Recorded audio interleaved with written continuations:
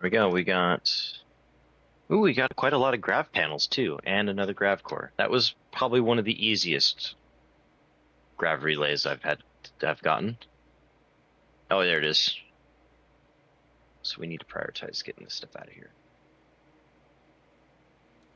Hold on a second. Oh my goodness. I haven't actually pulled up fucking Twitch in a while, so I'm just like, how do I do this again? I knew it was too easy.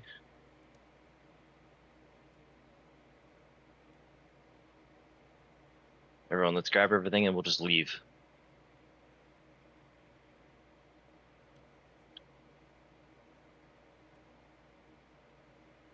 Is this gonna work? Oh, okay, there it goes. Okay. And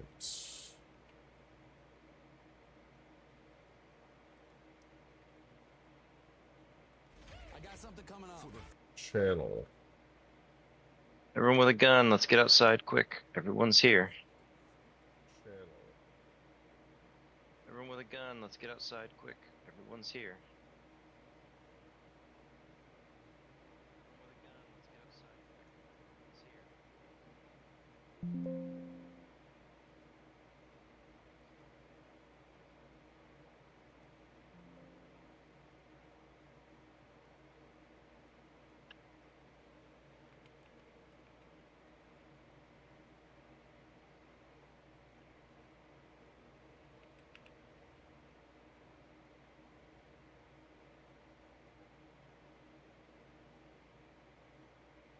Get everything from this? Okay. All right, everybody, let's go. We're leaving. Get everything from this? Okay. All right, everybody, let's go. We're leaving. Oh no, poor Bramble. He's so slow. I feel so bad for him. He's just trying to get on board the ship. He's so slow. I feel so bad for him. All right. We're leaving. He's just trying to get on board the ship. All right. We're leaving.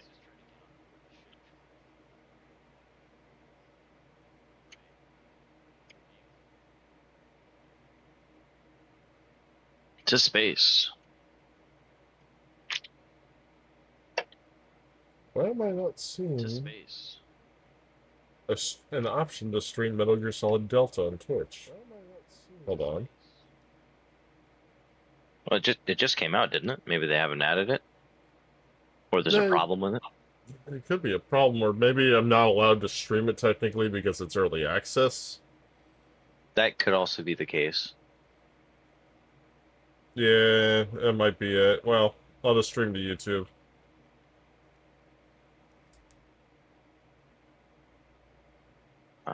Oh, this asteroid has compacted plasteel on it. That's handy.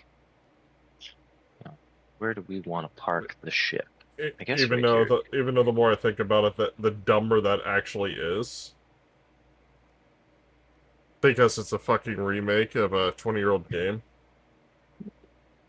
Yeah. That's also a really good point. But I have already heard some bad things about this version, so we'll see. Oh, Brown, we have an option here. You've detected a large gravitech energy spike originating from a mech hive that is in orbit. It's been marked in your world map. Mech hive is the center of mechanoid intelligence on this planet. Shutting it down will disable all murderous mechanoids planet-wide. Alternatively, maybe you'd use the mech hive for your own purposes. Oh, interesting. Interesting. Okay.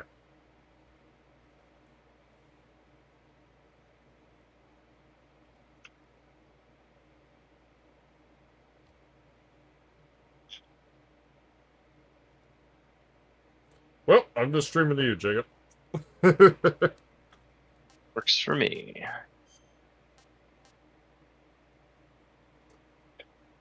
Ew, the Japanese language. Ew, ugh. Kojima doesn't even like the Japanese language in Metal Gear games.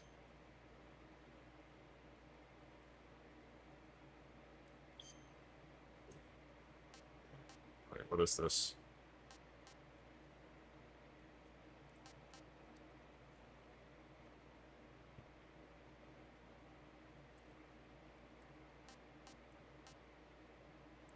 Ugh.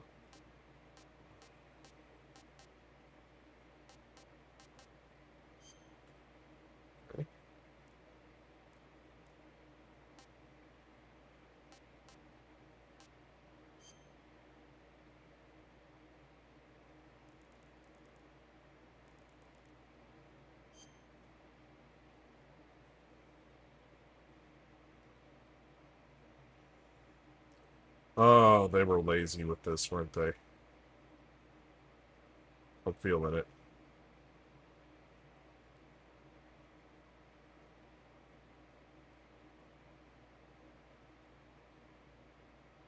Ooh, these require 4 advanced components apiece. That's a bit expensive.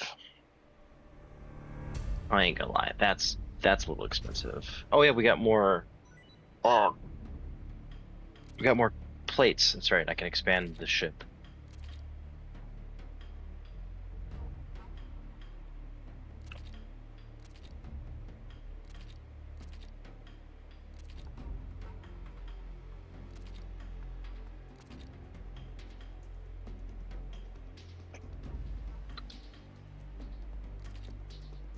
Did you go outside and get space burns? Yes, you did. Why did you go outside?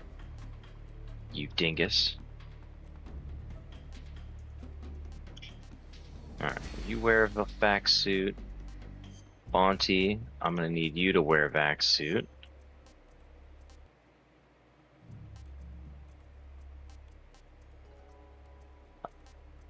I think everyone has a suit. Yeah, everyone has a suit. Everybody but the kids. It's fine.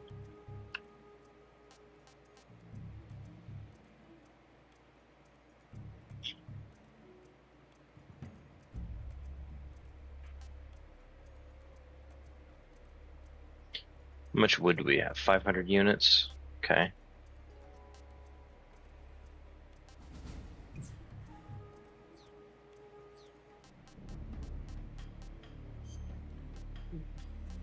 And we've got 2,800 raw rice. That should be plenty.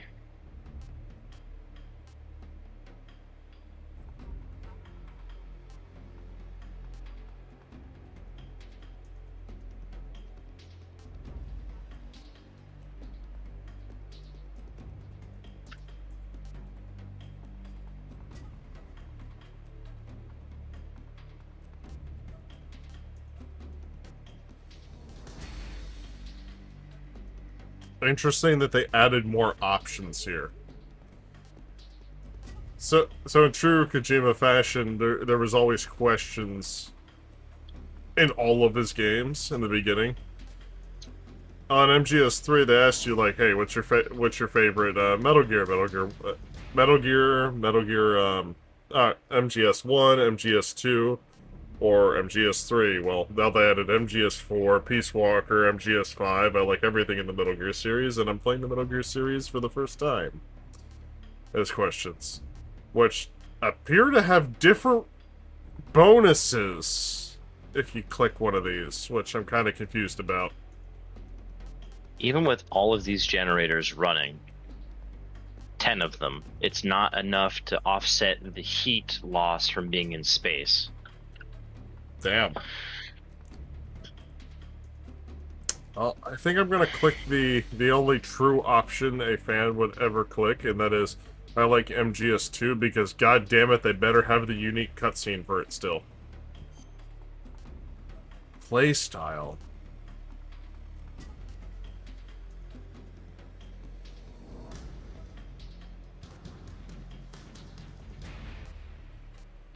Now, this is a lie here, and I already heard people criticize this.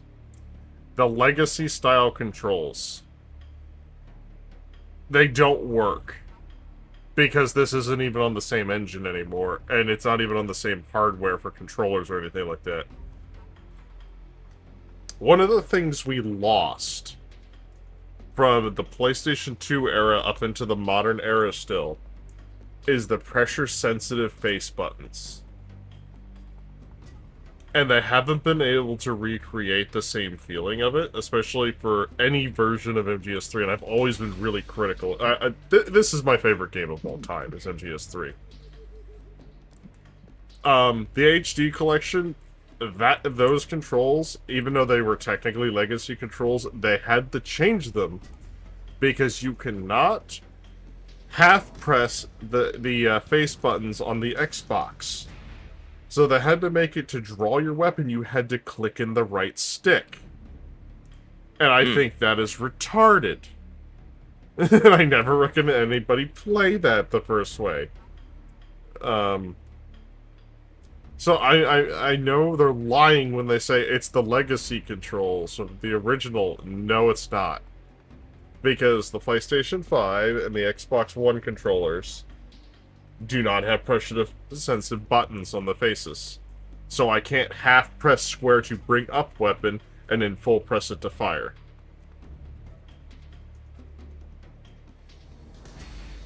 So I think I'm going to go with the new control scheme, even though I know that's also been heavily criticized because it has the most ridiculous bullet drop ever.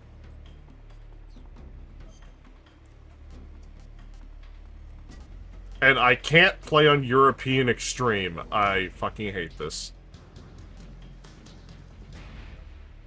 Oh, well.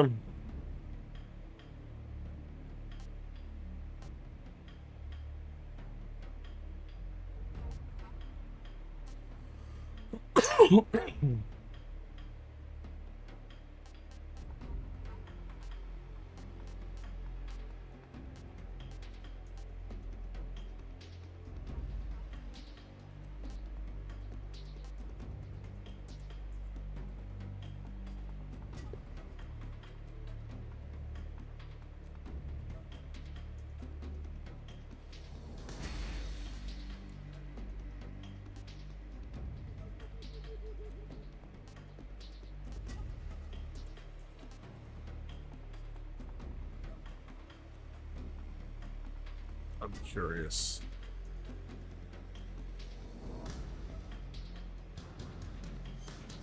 I'll play it on hard. Get the new controls. That'll work. What is this?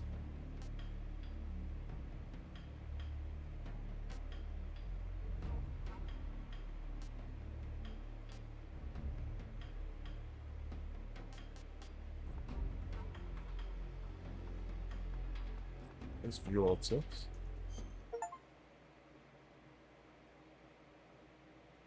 After the end of World War II, the world was split into two, East and West.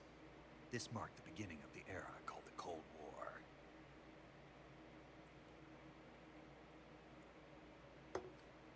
Well,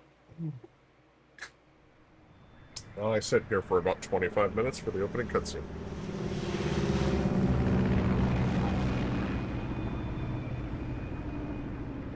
Ah, yes, the good old Super AC-130.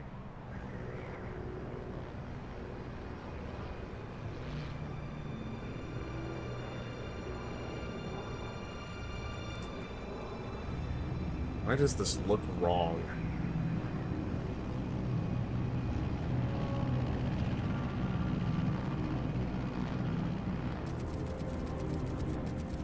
Flying over Pakistan, altitude 30,000 feet. Approaching Soviet airspace. 20 minutes to drop off. Commencing internal depressurization. Equipment check. Arm main parachute. All right. Ready to go. Drop zone still showing a high pressure mass. Cav okay. Good. We've got high visibility.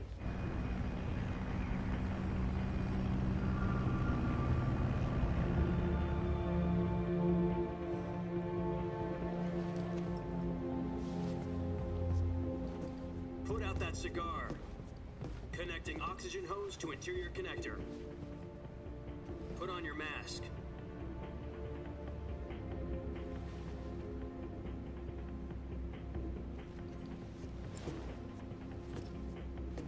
Does this panty waste know what he's doing? That's a different Approaching line. release point. 10 minutes to drop off. Hey, are you deaf? Be said put out the cigar and put on your mask.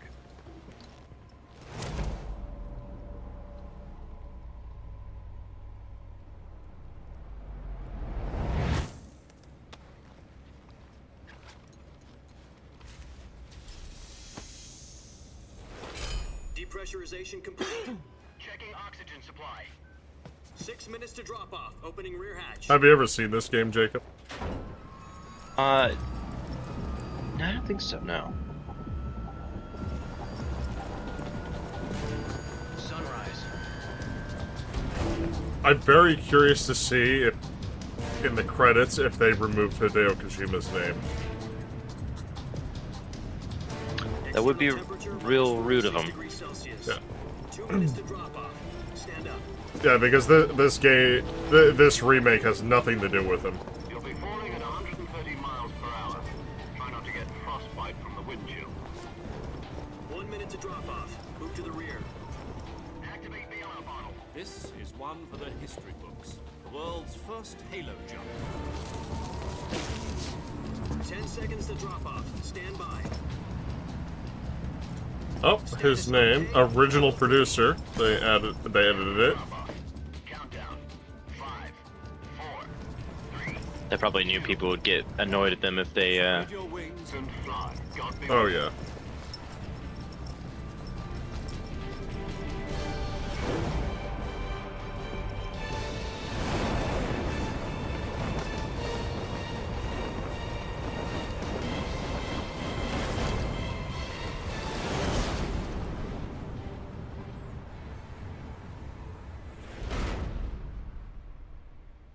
Originally directed by Hideo Kojima. Jack, I've got some important news. The head of the CIA has finally given us the green light for the Virtuous mission. Virtual mission? No, the Virtuous mission.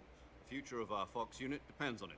If it succeeds, we'll be officially Is this authorized- AI generated? Virtuous mission. Sounds like some kind of initiation ritual. You know, don't get cocky. This isn't a training op. Right.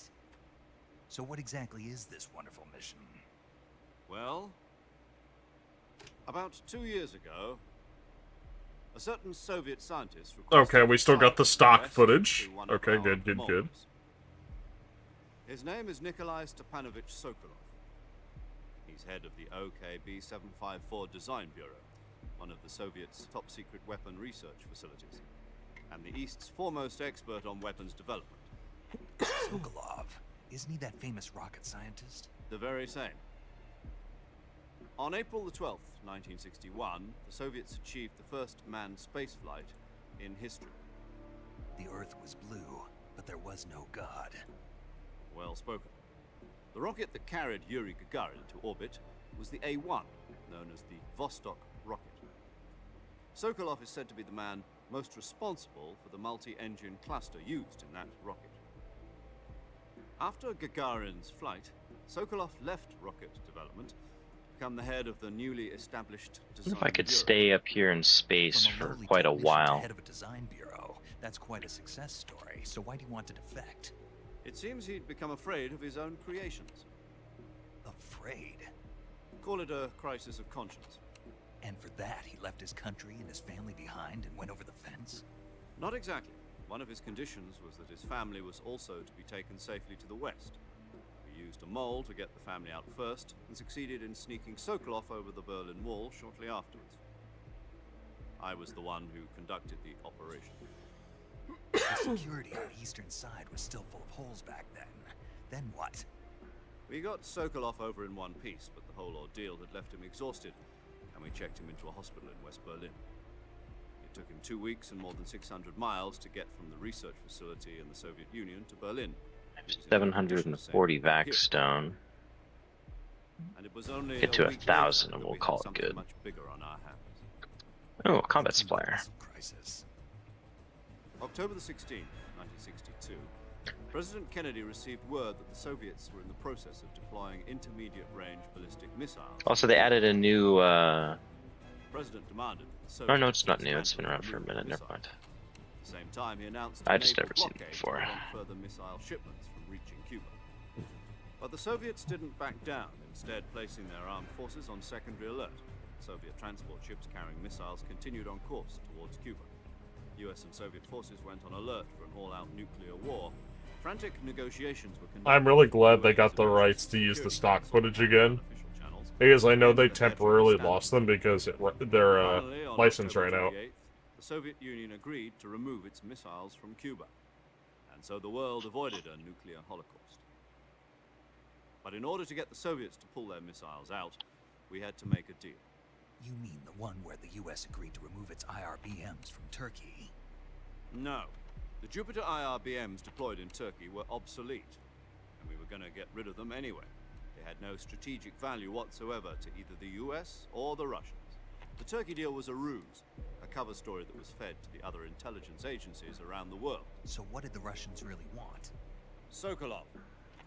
They wanted us to return Sokolov. You mean the Soviets pulled out of Cuba just to get their hands on Sokolov? That's right. What the hell was he working on? At the time, we had no idea. We were running out of time. It was either give up Sokolov or risk full-scale nuclear war. In the end, we had no choice. President Kennedy gave in to Khrushchev's demand. The next day, I got Sokolov out of the hospital, handed him over to agents on the eastern side. Sokolov kept on screaming, "Save me," until he disappeared from my sight.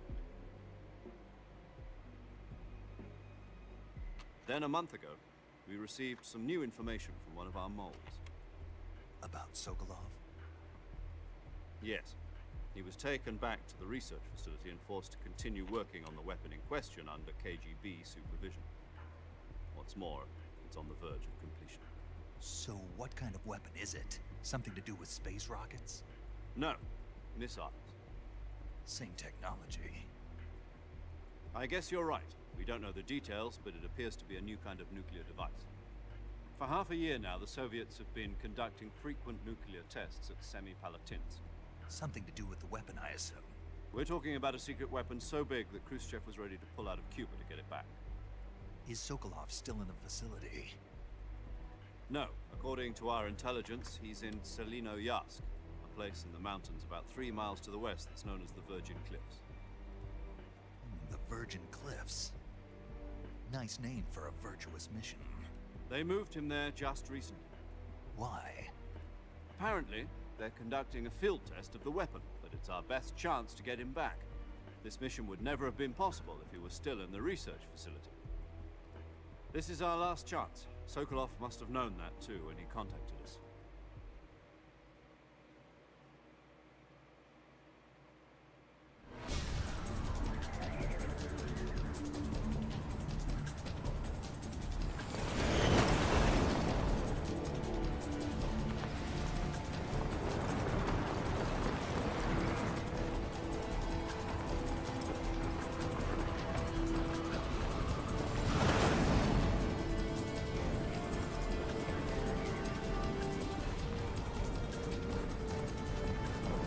Listen up, Jack.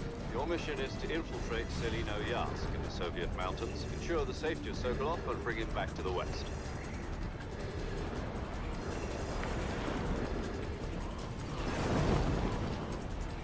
If we don't get Sokolov back before that weapon is complete, we'll be facing a major crisis.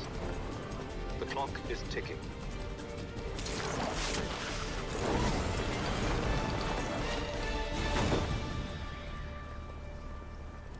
Once we've confirmed the rescue of Sokolov, stand by at the recovery point.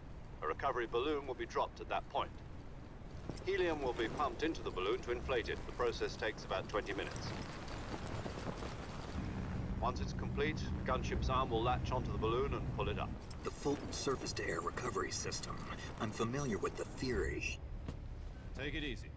It's been combat-proven. Do you think Sokolov is up to it? The shock will be less than during a parachute jump, and the arm can handle up to 500 pounds. So you're planning on going over the border in a single combat Talon? She's equipped with 2 6-barrel 20mm Vulcan cannons, as well as 2 40mm machine guns. Sounds like she could hold her own against a battalion of tanks. Even with the fuel in the reserve tank, we're facing a 4-hour time limit. If all goes well, it shouldn't take more than a few hours. home in time for dinner. But if anything goes wrong, you'll be eating dinner, breakfast, and all the rest of your meals in the jungle.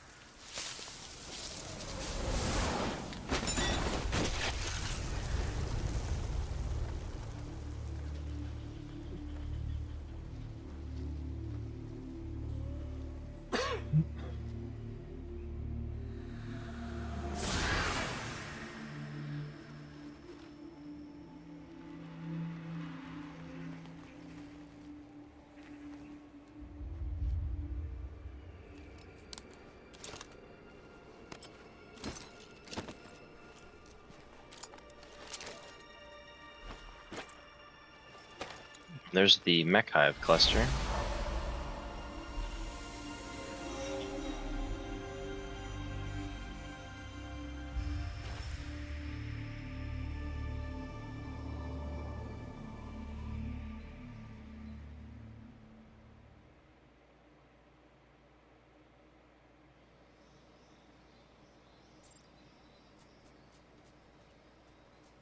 Why does that feel gross?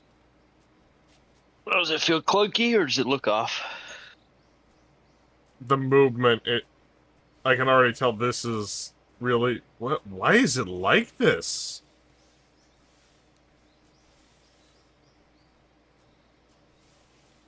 Ugh.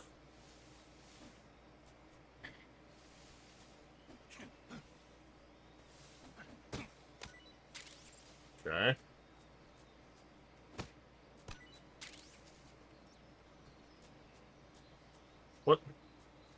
What is roll?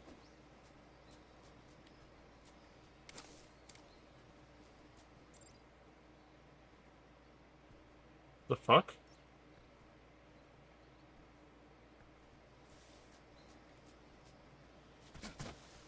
Oh, it's fucking try. Oh, that's weird. Okay. Do you copy? You're already in enemy territory. Somebody might be listening in. From here on out, we'll be using code names to refer to each other. Your code name for this mission will be Naked Snake. I'll be referring to you as Snake from now on.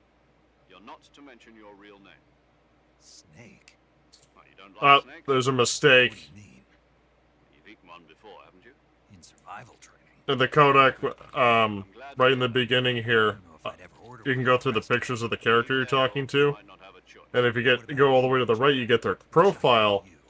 It says his nickname, his code name is Major Zero, which it's not at this point. Yeah. Oh, it just If you want to updated. anymore, you can take off the disguise now. Interesting. Yeah. This isn't right. Time for the snake to shed his skin. That was a funny little oversight in the beginning.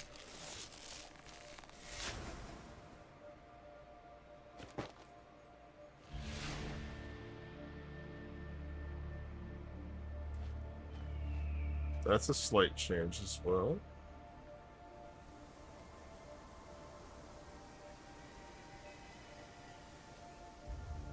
Okay, what the fuck is that?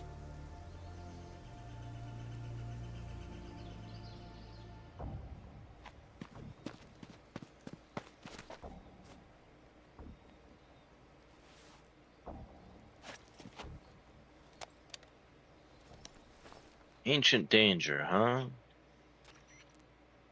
Can you hear me? We love Major ancient Tom? dangers. This is Snake. Kept you waiting, huh? This will be a sneaking mission.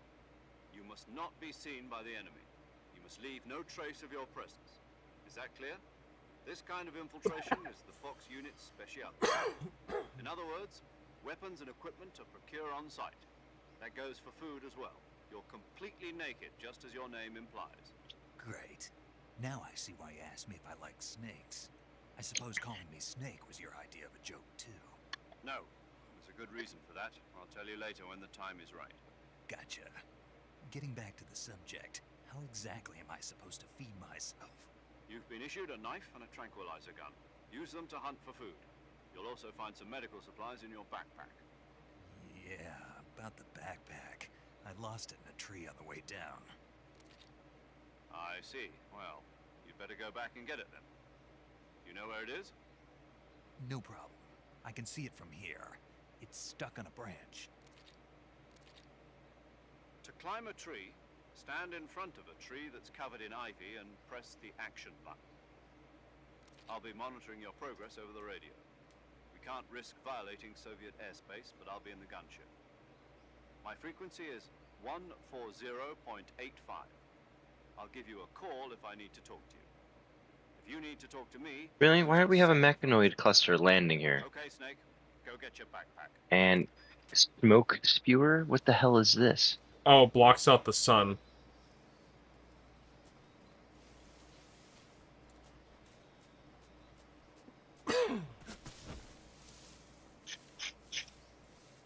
Yay. Well.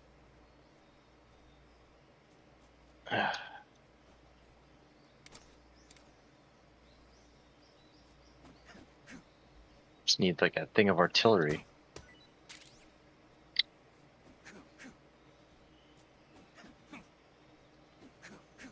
Why is this so fucking awkward? There we go. Jesus.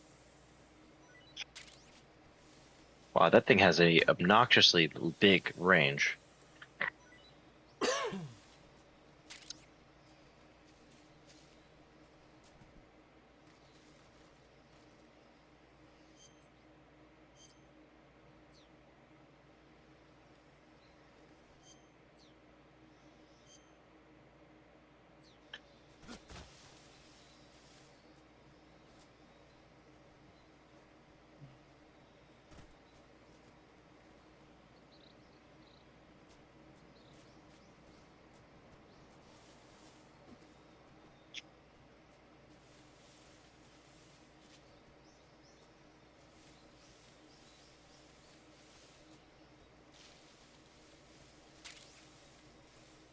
My meds are still here.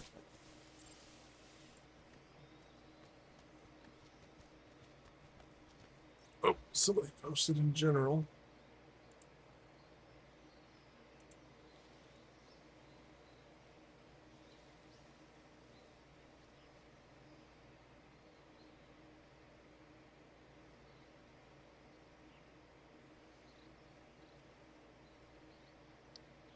Need a bulk supplier to show up so I can sell them all this leather I have. I've got like 1,000 units of leather.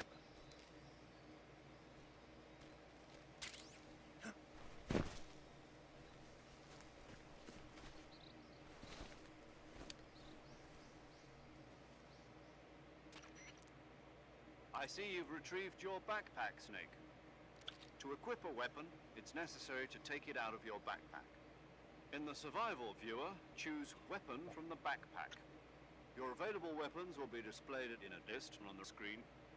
From that list, choose the weapon you want to equip and press the Enter button. Oh, there was For Brandon. unequipped items, just do the same thing from Item. Got it. Use the survival viewer backpack. Yep, that's right. Survival is fundamental to this mission. Ah, there we go. After you've been out in the field Mr. for a while, Brandon. your stamina will start What's up, Brandon? Good morning, gentlemen. Good morning. will affect your performance. Hey, good morning.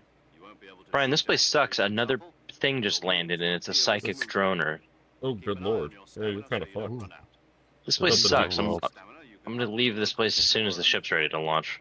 You can use either your tranquilizer gun or your knife. Which is in Playing- 17 hours. My only I'm playing choice Delta is to Snake mark Eater, Brandon, the and gun. That's right. You hate it? Been fitted with so a- far it's However, really it's also awkward to deteriorate every control. time you fire. But we'll see. Okay. Its durability Do they at will least be have lower, the original noise suppression controls in there? effect will be gone. They do, but I haven't used them. I'm gonna try the new controls first. Any weapons that Because Okay. I already read something that even though it says original controls, it's actually not the original All weapons and controls. equipment? Whose crazy idea Right. was this? anyway? Because original controls would imply Alert actions we have and pressure responses sensitive face to buttons on missions. controllers, which we don't. Can't leave any traces of your presence. No weapons, equipment, That's footwear, very true. sweat, or Unless Yeah, it has so- dual sense Same goes for bullets and capabilities, cartridges right? too. Yeah, which I don't think it does. Typical. Conventions of warfare. There aren't supposed to be any American soldiers in Russia. Game that was initially Spark an international pined for PS2. Of course, they don't have a DualSense. Mm-hmm. I really can't stand a DualSense. It's such a pain in the ass on PC. Yeah. Because it is the best controller on the market. I'm willing to say that. I People mean, cry about the battery the life, PS but you know what? But the PS2 controller? Myself, huh? Not no, a DualSense. DualSense? the PS5. Oh, yes, yes. I have heard that same argument that it is one of the best controllers. It is. I actually bought the expensive Xbox controller as well, and I tried using it. I fucking hate that thing. It does not feel right to me at all. Fooling them into thinking that I'm really dead. So, how do I come back to life? Just take the revival pill. You mean that thing they put in my tooth before the mission? That's the one. But be careful. If you remain in a state of false death for too long, nothing will be able to bring you back. Remember that. I'll keep it in mind. You said this was a solo mission, right? Right.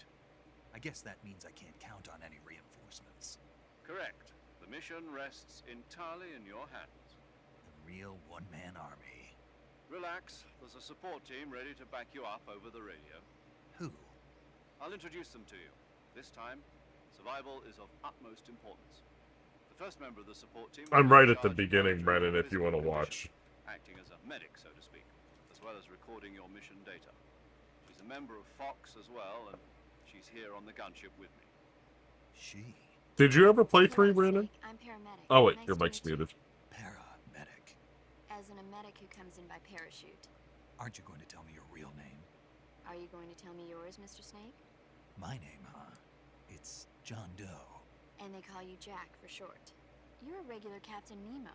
A name means nothing on the battlefield. After a week, no one has a name. What's your name? Jane Doe. Very funny. I wasn't joking, but I'll tell you my name only if you manage to make it back alive. My frequency is 145.73. She's also in charge of recording your mission data. Whenever you want to save, send a message over the reserved save frequency, 140.96. So saving lets me record my mission data. That's right. It also records the state of your health. Good to know. There's one more person I want to introduce you to, Snake. Huh. Speaking of snakes, you remember the boss, don't you? A legendary soldier and your mentor. Actually, it was the boss that got the DCI's authorization in the first place. She's going to be serving as Fox's mission advisor. The boss is? She also helped me plan this mission. She and I were at SAS together. Jack, is that you? How many years has it been? Boss? That's right. It's me. Talk to me. Let me hear your voice. It's been 5 years. If can leave, so we're leaving this place. This place sucks. You've lost weight. You can tell just by the sound of my voice. Of course I can. I know all about you. Really? Well, I don't know anything about you. What's that supposed to mean? Why'd you disappear on me all of a sudden? I was on a top secret mission. You didn't need me anymore. Sorry about that. I had to handle something with work. You said you were streaming something, Brian? No, I'm Oh, streaming Delta. Delta. Yeah, I'm streaming Delta. I'm right at the beginning. I just picked up my backpack. I taught you all I could. The rest you needed to learn on your own. It definitely looks better. Sure. But what about Oh, it how looks you're a good. soldier? I'm just a little concerned about how it's gonna play here. A How does it, soldier has to be strong in control? spirit, Reggie! technique. Hello, Hi. Reggie. Note. From someone else's Um, technique. I'll demonstrate as soon as this 20-minute codec call is over. Mhm. I don't know if you remember. I don't know if you ever even seen MGS3. Have you, or have you played it? I played it. I Have beat you? it, yeah, yeah. Okay. But yeah, the beginning codec calls are very long. If you I remember. beat it twice. I beat it on PS2 and I beat it on 360. Gotcha. I But, cheesed it though. I cheesed the end battle. Yeah, funny enough, the speedrun boss fight strategies won't work in this version. So I'll actually have to fight them legitimately. Mm. told you, Jack. I was on a top Because I mission. mean, thinking back to it, it's just like, when was the last time I fought them legitimately? It's not his place to And I question don't you. remember. You had to be your first playthrough, right? Yeah. Because I got really good at killing the boss on European Extreme in under 20 seconds on that strategy, so I'm just like, I'm gonna have to actually fight her. And I know CQC is different in this. It's very, very different. That's what being a soldier is. This was always going to be a difficult game to translate to modern controls. Yeah, though, I'm so. very curious, and you know what? I can tell you, it doesn't feel like MGS5. Just from the little snippet that I actually moved around for, you know, the 25 seconds before it goes back to cutscenes. Patriotic. It means devoting yourself to your Cutscene. country. I follow the president and the top brass. I'm ready to die for them if necessary. The president and the top brass won't be there forever. Once their terms are up, I'm gonna accidentally kill all these muffalos, but I don't have a choice. I had to erase my response because I agree with George for the most part. I didn't like the way I said it. And who does? The times. People's values change Oh, what over about time, and 3? so do the leaders Yeah. of a country. So there's no such Expedition. thing as an enemy in Yeah. absolute terms. The enemies we fight The are thing only is enemies in I relative believe that terms. the people that are on male side are all woke because they're retarded as it long is, we have loyalty to Um, the end, and they're there's just no extra point in retarded about everything. even Uh, those we love. Verso's route is genocidal because they think the painted people are fucking 100% real. I mean, they sure act real, and they're like the best NPCs ever, but you know, Right. But do me they're a favor. still not real world humans. You know, they're still just a painted Oh, right. NPC race. Your code name is Snake. Now, it doesn't mean I'm not saying you should go out your way to torture them, mind you, but you know, at the end of the day, Mayle's a real person who is going to die if she stays in the painting. She needs to leave. She needs to confront her issues. And then 2, it's like being raised by a shitty family. Who says her family is shit? Her brother loved her. Her parents loved her. They fought really hard for her, and even in these the last battles, her sister's a bit of a dick. But honestly, she's going. Everyone in the family is experiencing grief over Verso's loss. So Yeah, they're her in a sister crisis. being a bit of a dick is probably just because of that, you know. Yeah, And 100%. her They're sister in a does crisis. They're all show dealing time with she it. cares. You know, for her sister, she, you know, she's a bit of, as she said, she's a dick about it, but she still shows she cares. Past few years, I'm probably pretty rusty. Or where he went, but and so to me, it's like being raised by a shitty family. That's just people who have no insight to their own family. They're just idiots. Where are you, boss? Like her family is not shitty at all. Her family is honestly pretty good. It's just they're all in grief. It's like I feel like there's so many people who can't comprehend anything. They're like, my family was shitty, so this family looks shitty. LOL. Have no concept of why anything. And then the you know, believing people are actually living people. So therefore, we should make Verso, who's lived for 100+ years and is literally ready to be done. And then even his painted child self wants to be done painting. Yep. Like his soul is fucking done.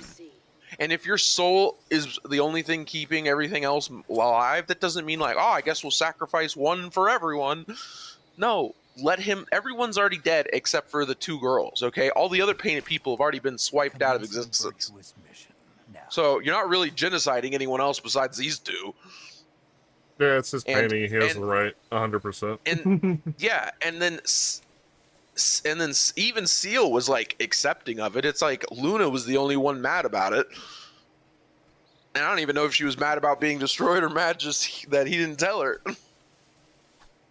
You know, I'm not like she's not wrong to feel mad or whatever. You know, but still at the end of the day, it's like Mail needs to go back to the real world and accept reality and live.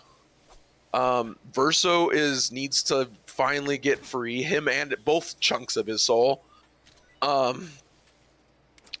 And you know, that's just the end of it. And it to me, the extra ending we got with them at the gravesite, to me that's the true ending. And I honestly believe Sandfall wasn't willing to say that because of how many they didn't want to earn the hate of all the like fucking woke folk for saying that the other ending was the evil ending or bad ending. They're like, oh, both endings, yeah. You know, whatever. It seems obvious to me which one was the right ending. It's not maybe really like good versus evil. It's just this was clearly the right thing. Verso was ready to be done, and Mael had to go back. Mael, whatever. What the fuck is this control? I like, and for how bad they made Mael's ending, like, oh yeah, some of the painted people are happy, but Mael's like painted eyes dying or whatever, and Verso is an old man who doesn't even want to play the stupid piano, but she's clearly making him. And it's just like, that's like torture for him. She's literally torturing him for her own desires. And people are like, that's the ending I love. It's like, it shows me a lot of people's brains. That's why I choose ending C. I don't even remember your theory anymore. I'll go over it when Brandon's back in here and Brandon. not having to get pulled away to work. I'm already noticing a fucking huge fucking difference here, and I'm wondering if this is because of the new controls. I'm Actually, so there- glad that everyone in our Rose War night, though, likes Verso's ending. That's just like, absolutely. everyone here is totally awesome. I'm even surprised George was like so for his ending and just like put how much there. I'm just like, damn, we're all like the right mind. What is this shit? So one of the changes, I'm gonna notice every fucking change in this game. It's gonna be one of these moments. The fucking Hush Puppy. So literally, they made the gun less realistic in this version. So in the original game, and accurate to the Hush Puppy, the pistol, when you have the silencer attached, it's supposed to block the sight, and it does in the original version of Snake Eater. In this one, they made the suppressor tiny so you can see the sights. That's lame. Yeah, it's just like... Also, when you're in first-person aiming, like, when you moved the cursor left to right, it wouldn't stay perfectly focused in the center of the screen, like the barrel would drift left and right as you're turning, and up and down, and it looks doesn't. like you're aiming in, like, fucking, like, Wolfenstein or something. Where Yeah, it's I just know, a it feels picture. like it's painted. Yeah, like, what? This is wrong. Something's wrong here. Yeah, it doesn't drift at all. It is. It's a fucking picture. With lightning effects. Hello. Sorry, I had to.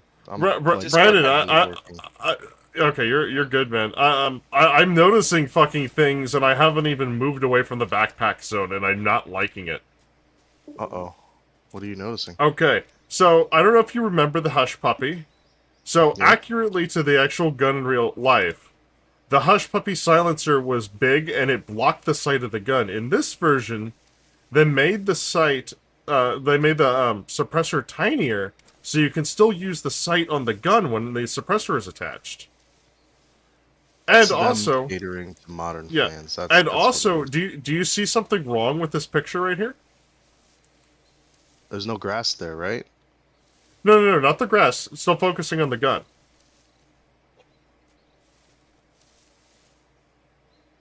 Oh, it's just too perfect. There's no sway or nothing. There's no sway. It's like it's a picture in the Yeah. middle of the screen when you're in first person. Yeah, it's like you're playing Duck Hunt.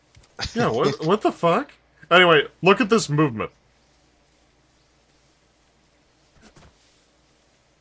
Yeah, that's not. I don't know. It looks similar, but it probably doesn't play similar. I'd have to play it to get a feel Yeah. for it. So I'm holding left on the joystick right now in Melee.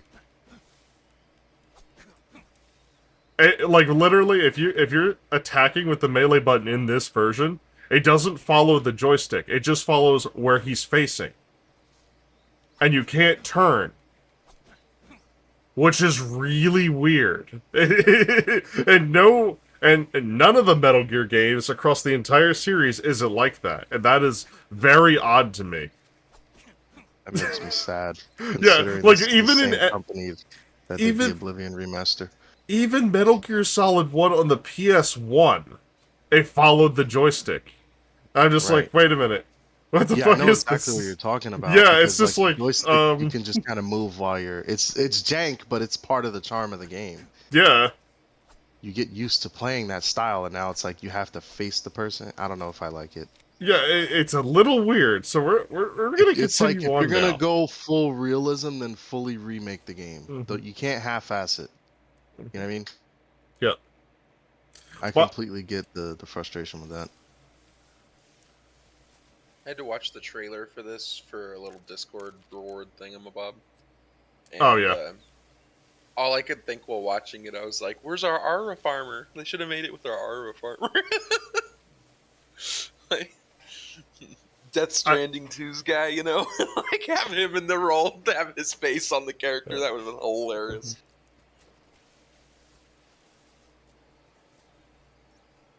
Oh my god, bro! Out of all mornings, to have my phone going off the hook. I know, right? I see the crocodiles are still here.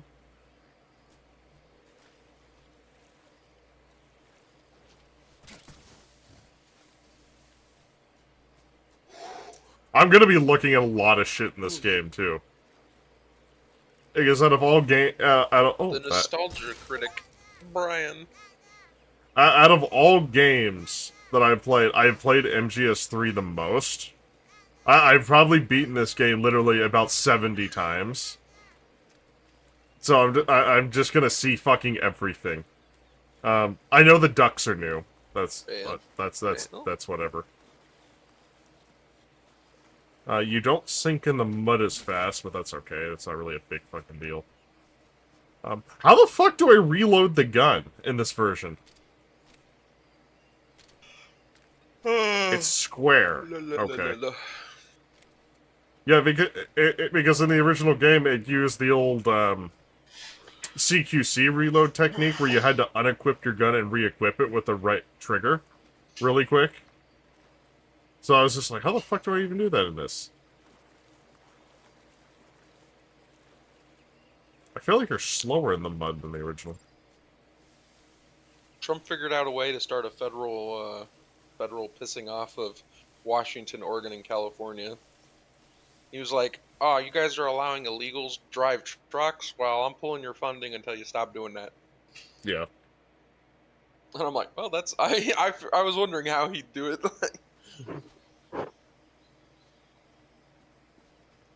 Which, you know, knowing them, they are not. They're gonna fight tooth and nail.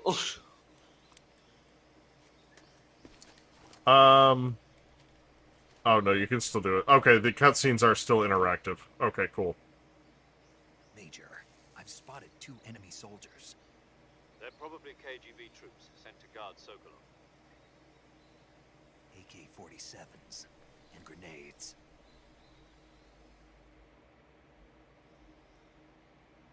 Snake, your presence in Soviet territory is already a violation of international law. You can't let the Kremlin find out that the CIA and the American government are involved. Contact with the enemy is strictly prohibited. Don't engage them in battle either. This is a stealth mission. Got that? The Major is right. The point of this mission is to sneak through the jungle without being seen. The success of the mission depends on how well you use your camouflage. Change your camouflage by selecting Until I the came across, camouflage like, from being the friends with survival you guys, guide. I never saw anyone play these games in my entire life. Metal Gear? Like, I had no friends. I had no friends that play any Metal Gear series whatsoever, ever, until I met you guys. These games were my fucking religion. These are just games that existed, but I never played them. No one I ever knew played them. But if you crawl instead, you should be able to sneak by without This was the being first seen. one that I ever You liked. can see how effective your camouflage Because is by looking at this the just felt camera index. like The camera the, index one of the tells you best whether games that the I've ever camouflage fucking played back on the is in the PS2, and surrounding I area. still think it is. The higher the value, the harder you are to spot. It's just sad, though.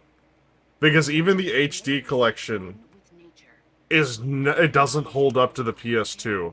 And I feel really weird saying that, but there was just something perfect about the way the controls were and everything, and the way the game ran on the PS2. I can't recommend anything besides that.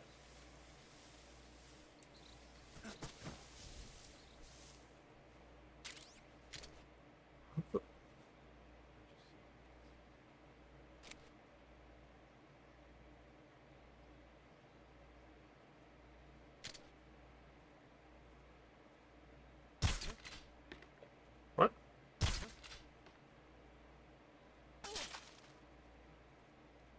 What the shit? Oh, okay. I was like, did that bullet travel through space-time and come back? Why was there such a delay? I don't know. I heard there's legendary fucking versions of bullet drop in this version of the controls I'm playing.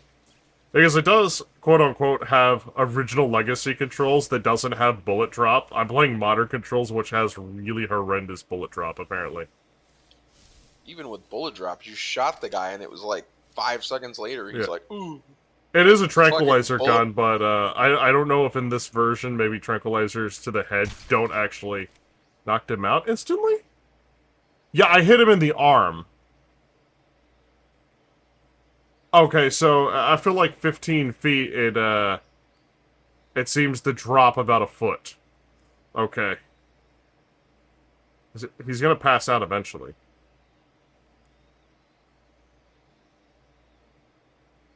He's not like, sir, I've been shot with a drink dart in my arm. There he goes. Anyway, He's out. continue moving. Yeah.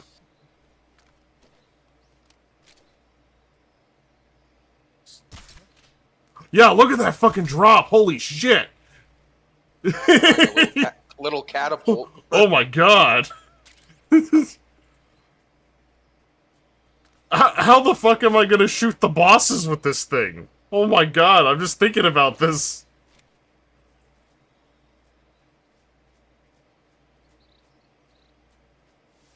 By the way, they tell you it's a stealth mission to not engage, but if you're knocking people out with a sleeping gun, I mean, isn't that going to be obvious that something happened when they wake up? Yeah. They didn't just have their whole army fall asleep randomly in the jungle. Yeah, and I fucked this up. Shit. It'll be fine. Yeah, because I caused a fucking alert, so... I'll hit a duck.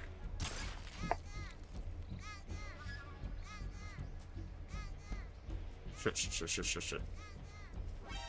Shit! Ah! They saw your big butt! These fucking controls! These slidey-ass fucking controls. Well, at least they're retarded, like in the original MGS3. I was like, man, that guy was stupid. Like, I'm just gonna go this way. it's like, how did he just totally miss you? Yeah, we're gonna go this way. Oh my goodness. This game's gonna give me a fucking stroke. Okay, that's how you lay down without rolling. Okay, it's... that's weird. Everything's weird! Can't you, like, switch the controls? I don't think I can once I start. It's locked to the save file. Anyway. Have the bees take care of him. They added a lot more fucking frogs.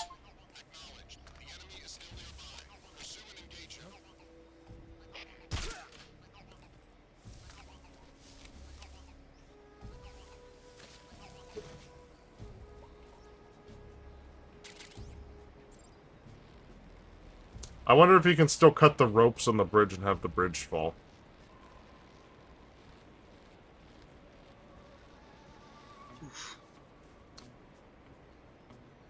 Luckily, nothing really matters too much in this right now. Because this is still the tutorial. Okay. Now, I don't know what the fucking grab button is, so I may die here. Oh! Okay. It was X. Climb. There we go.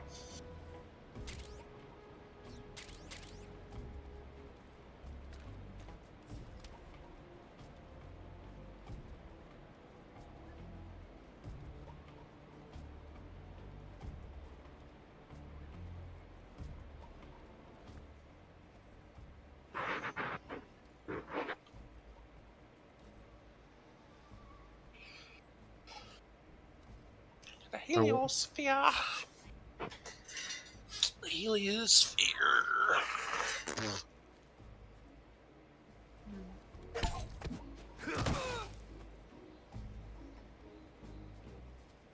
Oh shit!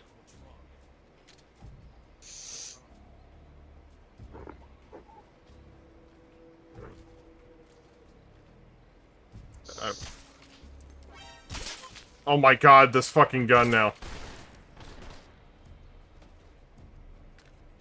Because with this many hydroponics, I can't support enough fucking food for these idiots. It's a good thing I only put this on fucking hard mode. If I'm gonna put this on fucking higher, I'd be fucked on this version right now. I feel like I'm playing MGS3, but I'm fucking mentally retarded right now.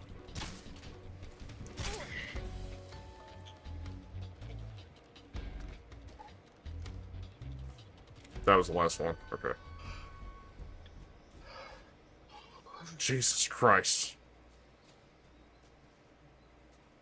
Ugh. Stop getting stuck on things. How the fuck am I gonna beat the bosses with this goddamn gun?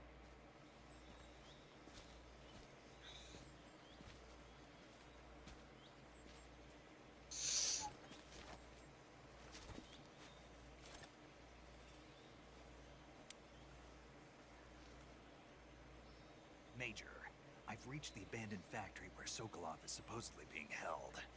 This place is a dump.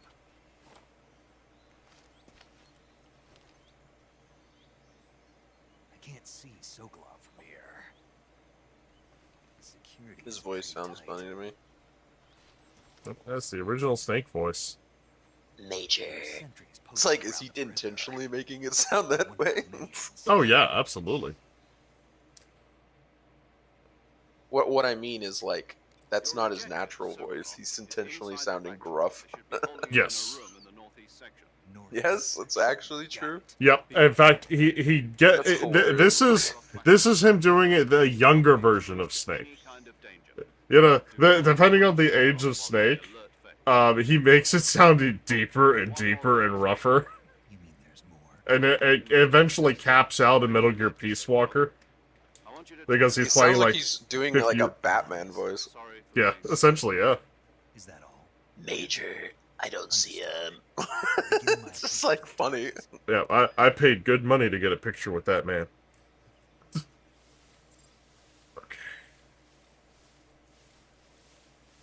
Oh my god, how do you do fucking micro movements with it? This is disgusting. I hate this. I'm gonna shoot somebody. I'm gonna Yeah, kill I've been myself. watching your gameplay. Brian's the like, make entire it's time. me. I'm gonna kill myself, man. This feels so fucking wrong right now. I can't even Is it gonna be refunded? Because I saw you had some trouble there, and I'm like, I've never seen you trouble. in I this can't game. shoot. I can't shoot anything. You've gotten spotted like 7 times now. Yeah, I'm only playing on hard mode.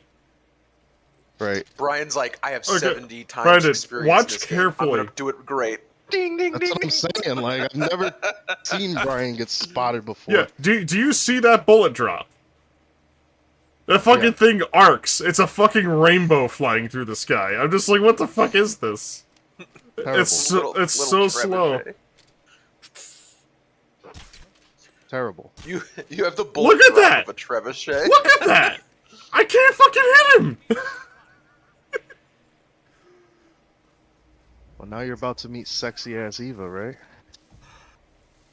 No, actually, I'm about to meet sexy ass Ocelot. Oh yeah, that's right. Yeah, he spins the. Yeah. Fuck.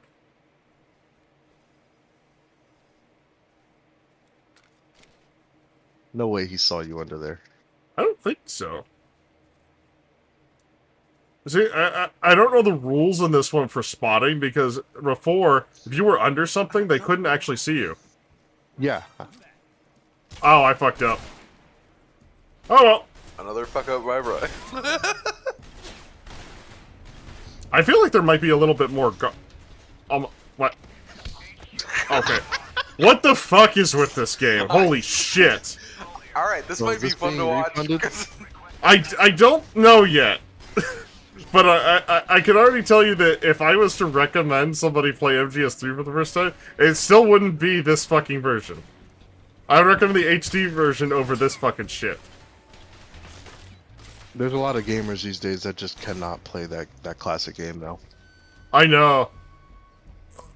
I don't know how you make it feel more dated than ever. Yeah. Oh, there went my suppressor.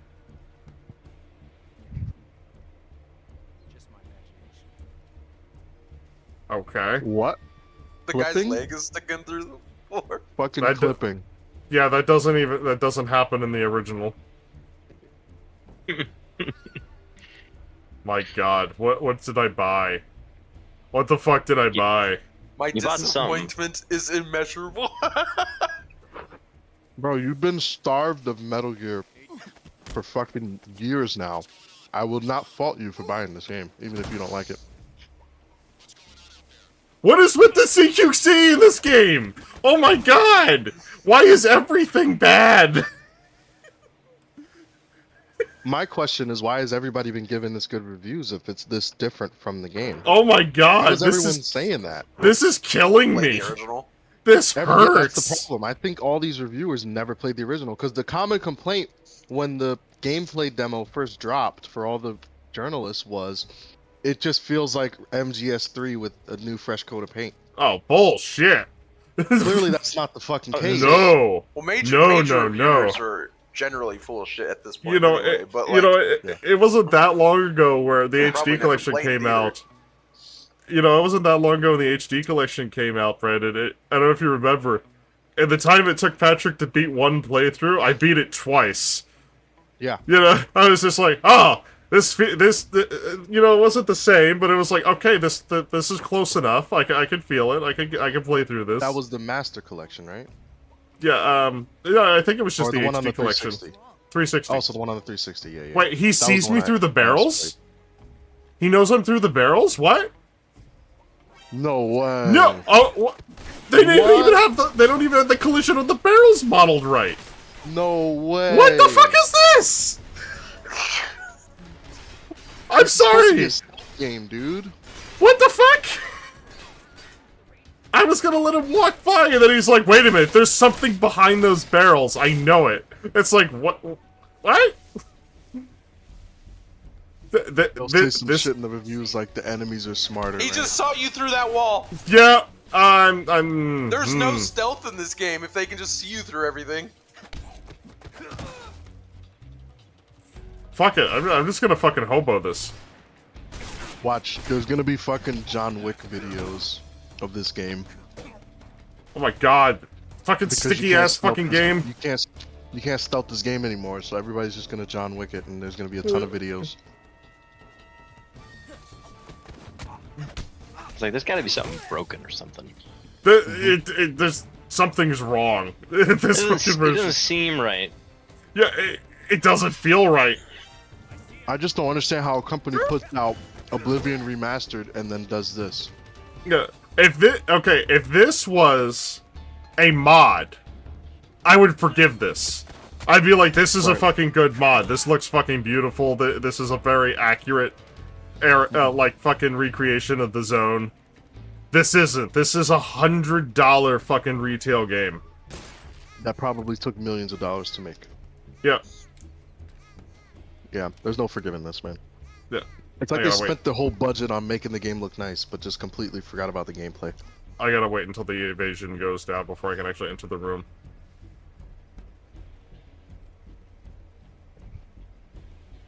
That's pretty ridiculous, man. I'm not gonna lie to you.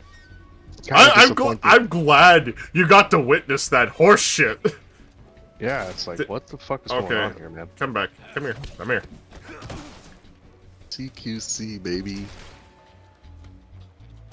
By the way, did you see that he was trying to shoot me through the building? Yes. Okay, is that the last dude? Nope, that's... Okay. Look, man, these guys were dumb back in the day, but they weren't that fucking easy. No, and they used to be able to counter CQC, which I don't think they can in this, judging by this.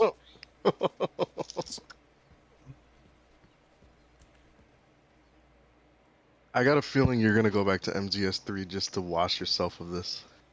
Oh. Dude, I'm curious to just play the PC version of the fucking MGS3 HD At collection. this point, it's just MGS3 with RTX remix. Yeah, I'm just...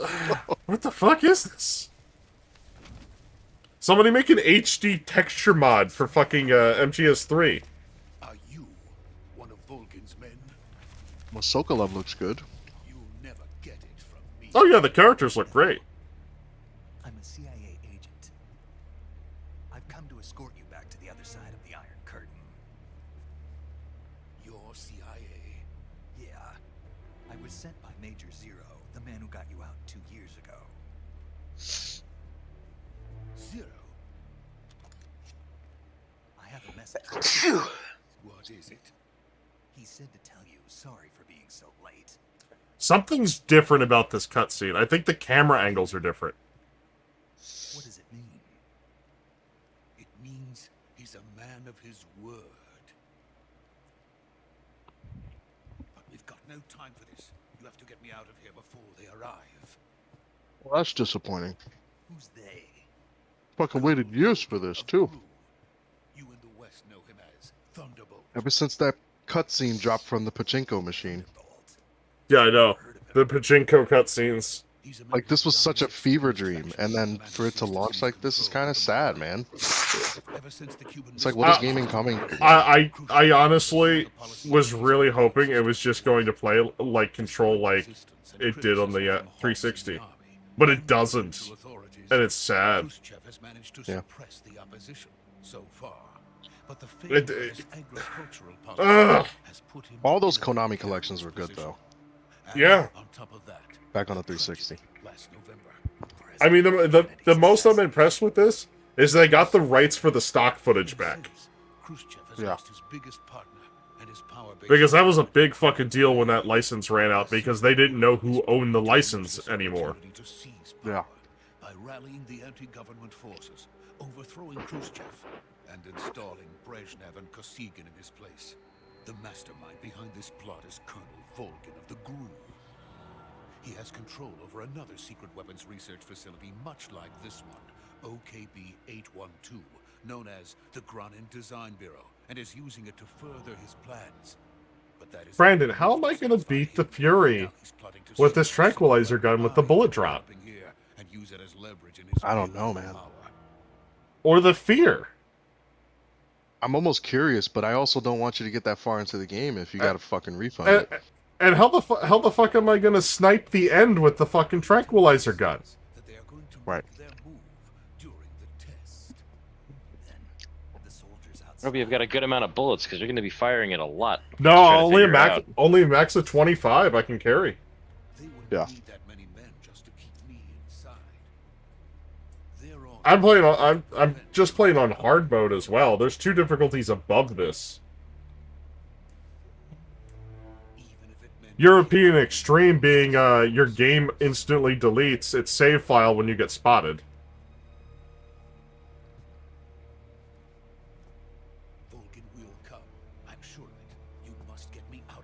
I'm going to be 100% honest, that would piss me off so fast. It's meant to There'd be no way piss I'd you play it. off. Yeah, it's meant to There'd be- piss you off. There'd be no way I'd play it. I'd be like, no, I'm done. I'm done. I'm good. I don't need this.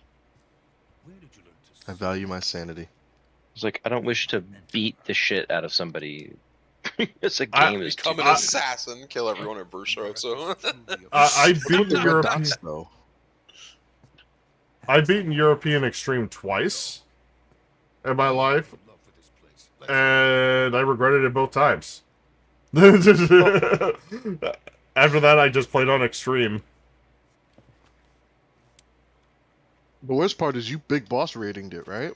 Yeah, that's what I mean. I beat it on European Crazy, Extreme Brian. twice. Just a crazy guy. Because you have to beat it on European Extreme to get the big boss Psycho. rank. Like, So, the prerequisites to get Big Boss, you're not allowed to kill anybody. twice. You're not allowed to be seen, obviously, European Extreme, and you have to beat the game under 5 hours without saving. That's rough, man. Yeah. It's probably just a weak signal. Just hurry and get Jesus. Sokolov out of there. Wonder how many times you failed. What I mean, I remember training for it way back in the day when I had no fucking life. It was a fucking investment. I had all these extreme saves to know how to get through each fucking section. That's when I met. That's, you know, and this was like early fucking on, before fucking YouTube guides were out and all of that for everything. So it's just like I had to figure the shit out myself, and then I learned how to fucking speedrun the bosses.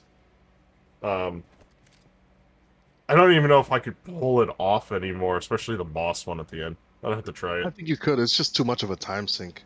Yeah. I mean, just like off of memory on how to do it. Muscle memory. Oh, yeah. You probably have to rerun everything again, and it's like a dance routine. European Extreme.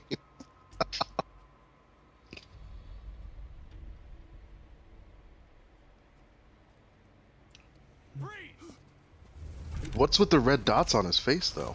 They just look weird. I think it's a glitch of some sort. Some weird graphical glitch.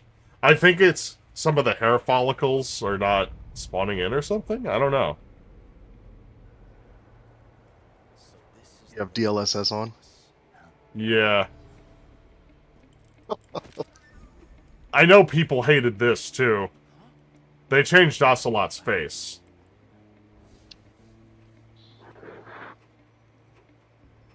You're from the Ocelot unit of Spetsnaz. Huh. What's a crew soldier doing here? It looks more accurate to how he looks at MGS 4 and 5.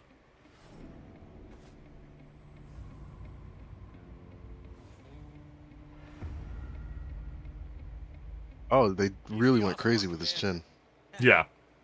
That's major Ocelot to you. Don't you forget it. Even though at this stage he's Makarov Ocelot technically. Sokolov is ours. Get out of here. Ocelot never lets his prey escape. What? Ocelot. Also, what'd you think of the intro? I wasn't a fan of it. I didn't watch it. Wasn't a fan of the remake. It's like they used too much pitch corrector on her voice. It's like they wanted to compensate for the fact that she couldn't hit those notes anymore. Mm-hmm.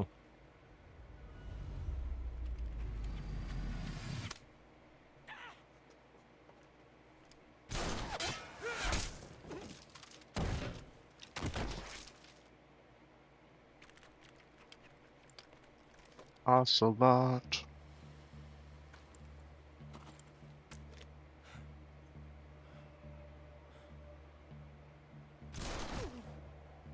Jesus.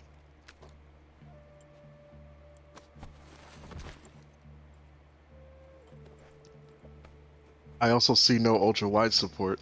No, there's no ultra wide. This one review is like mixed on it, and it says it's talking about the new gameplay style of like is third person new. Yeah, third person over the shoulder is new. That's what the mode I'm in right And he now. says the problem here is there's no thought to put into how that perspective might affect game mechanics and how you experience the game. It's much easier to get spotted because of it. I believe it. Yep. So the spotting is not really they're seeing through the barrels. It's because you're not supposed to be playing from third person, and that messes you up somehow. But it still looks like they're seeing you through barrels. But it says this drastically affects boss battles, making some easier and some way more difficult. What is that stance? Huh. That gun. But there's not a lot of people complaining about it at the moment. Most people just seem content with the game. If you're not the boss, then die.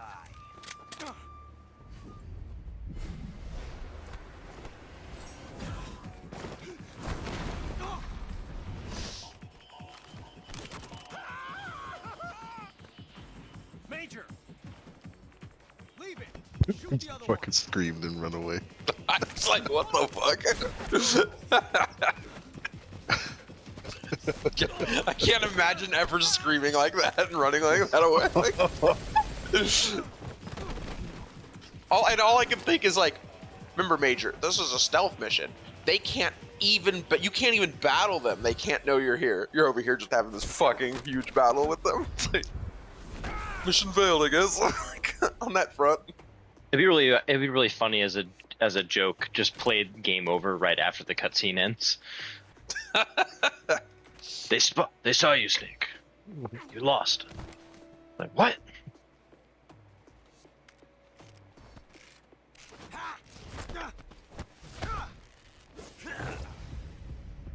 That's a lot.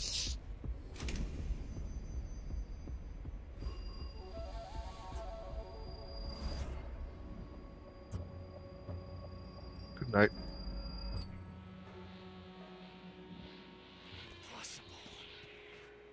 You ejected the first bullet by hand, didn't you? I see what you were trying to do. But testing a technique you've only heard about in the middle of battle wasn't very smart. You were asking to have your gun jam on you. Besides, They changed the camera angles. I don't like them. first place, you tend to twist your elbow to absorb the recoil. That's more of a revolver technique. You filthy American dog!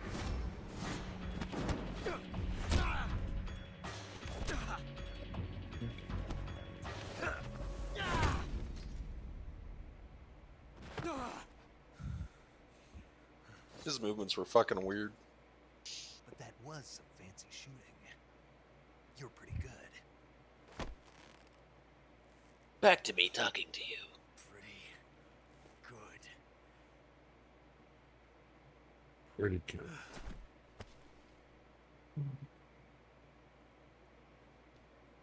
That was a weird fucking cutscene.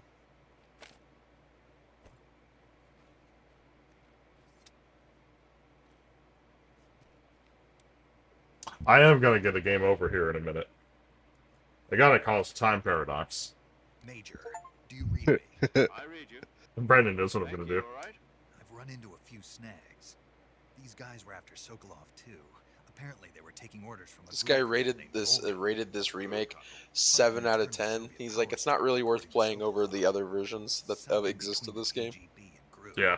Between Khrushchev's supporters and Volga. Unless you absolutely, really positively care about graphics, yeah, there's no reason. Snake, it sounds like No, get the HD collection. I Right. don't like it.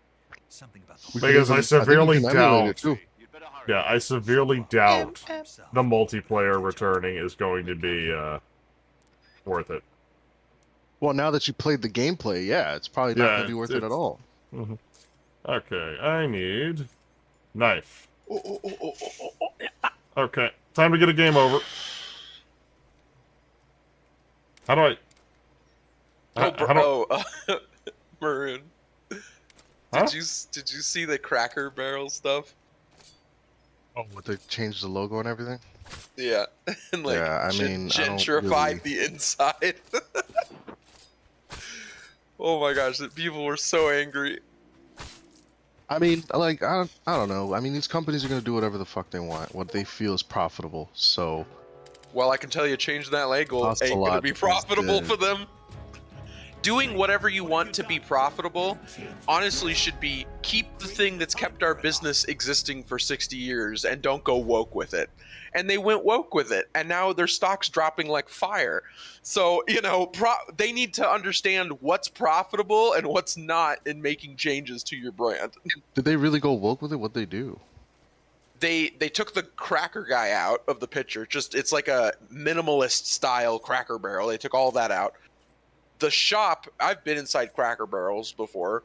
The inside of the Yeah, they're shop very is like, homey. Yeah, I know they yeah, did they those they changes, turned that but into like a McDonald's looking.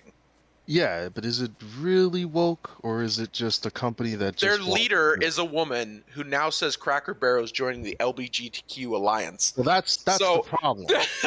Yeah, the issue. that's suicide right She there. said Not the art. fact that they renovated their buildings. I No, mean, a lot of people are mad about the inside. They want the inside to look homely.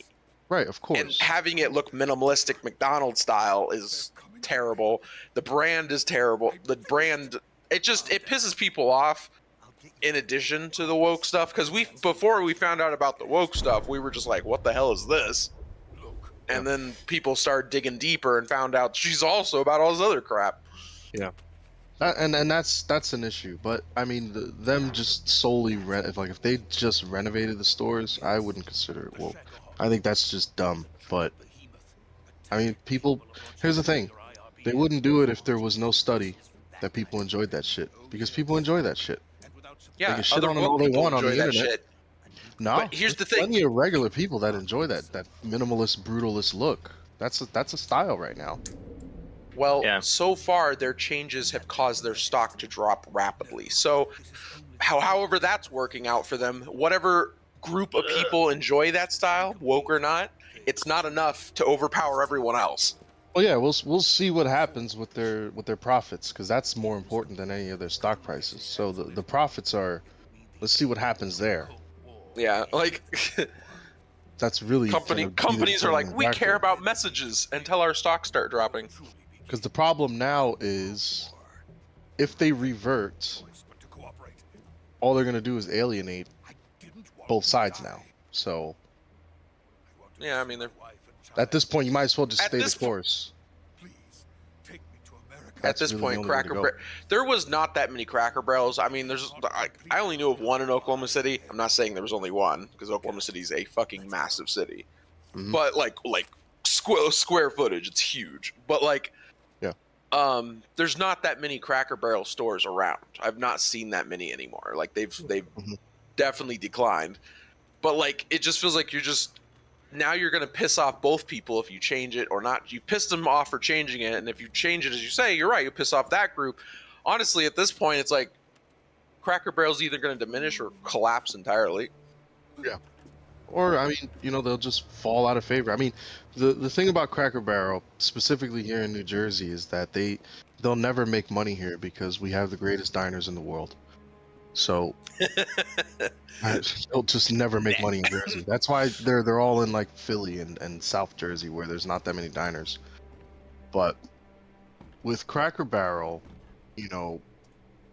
them changing the design, I mean,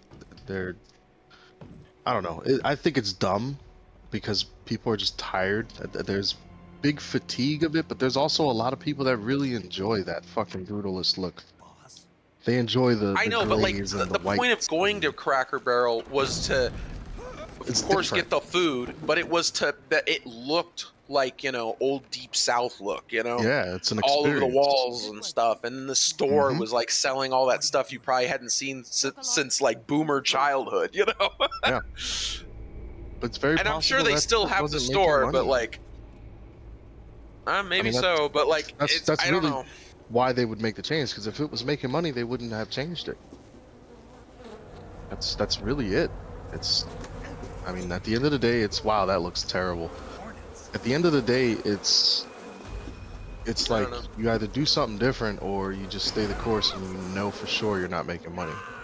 So I only fault them for partnering with stupid shit like the LGBTQI. Why are we doing that for? There's no reason to do that. Like we're at the point, like maybe if none of that was found, people would just be annoyed and whatever. Right. But like then finding out she's promoting that Cracker Barrel is leading the alliance of LGBTQ, it's just like, oh my god, like it makes it feel intentional. That's the thing. It makes it feel like it's an intentional, we bought the company, put a woke CNO so she could wokely destroy the fuck out of this company. Because it's like, everyone's dropping the woke stuff. The LBG, and when I say woke, it's like LBG focus shit. People are dropping that shit now. Yeah. People can still be that in their daily life or whatever, but corporations are kind of done promoting that constantly anymore. Yeah, it's a dying hill. Yeah, and it's like, holy shit. Dude's eyeballs. Oh, you never seen the end? Bro, I've seen fucking nothing about these games hardly. Now it's raining I might blood, as well Richie. know nothing. Yeah. All I know is what the old man boss battle and how you can cheat it. Like, that's pretty much all I know about this game. Is he crying? Yes, he's crying because I'm terribly ugly.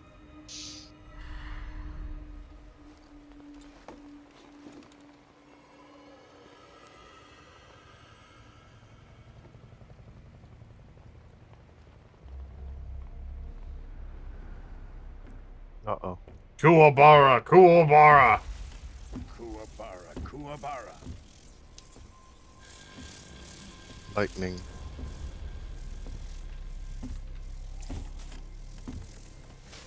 So, why are there like supernatural powers in this world? Ah, what a Do they have a Metal Gear Because in their chest? because Kojima did not want to make any more MGS games, and they forced him to. And to my So he said, "Fuck you guys and your canon." We're gonna add some interesting shit because Well- I'm not making another well, military game. Well, to be honest, every single game except... Well, actually, no. It is every single game. There is some... At least one character that has supernatural powers. It's I just feel like the it always comes at like the end, though, like the last Mhm. level in the game. Yeah, it's just the Cobra unit is introduced at the beginning of the game here, and that's basically it. You're going to be fighting through the fear, sorrow, and pain all the way up until you finally get your joy in the end. Yeah. Too pure for us cobras. And then you fight a Metal Gear. Not yet found an emotion to carry into battle. The Oh, Metal you know, you Gears, fight the the- friends we you- made along the way. You fight the Metal Gear before you Shagohod. get the joy. Yeah. You can pull the trigger. Which I noticed a slight design change on the Shagohod, which I like.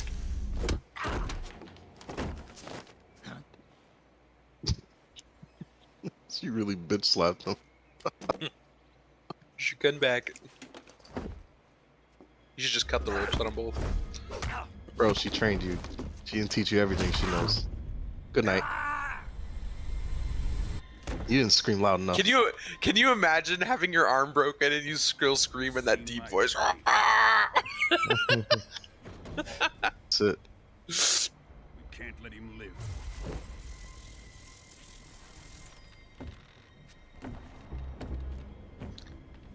I'm definitely being stealthy in my red boots and gloves. We're finished. Oh, this is wild what he does here. He must die. Wait. He's my apprentice. I'll take care of him.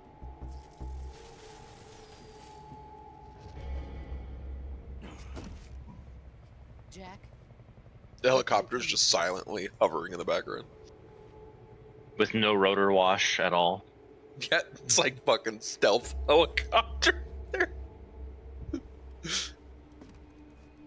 Well, time to go for a swim.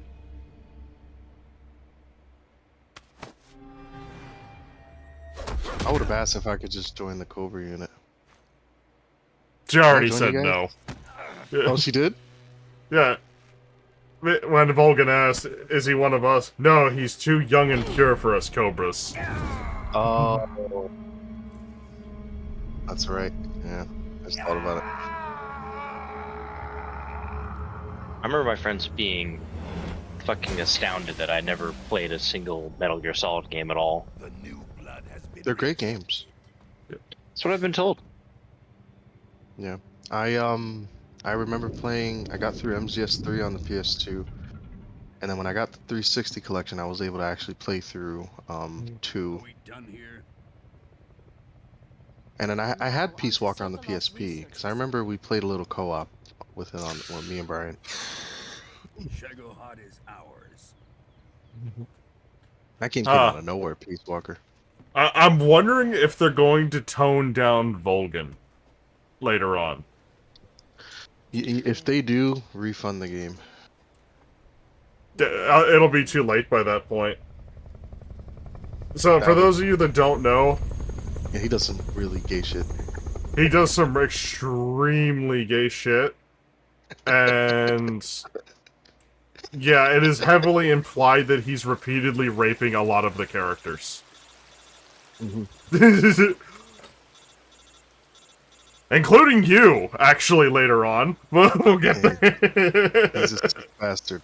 Yeah, he is fucking evil as hell. That's why in MGS5, he was the fucking Revenant trying to follow Big Boss.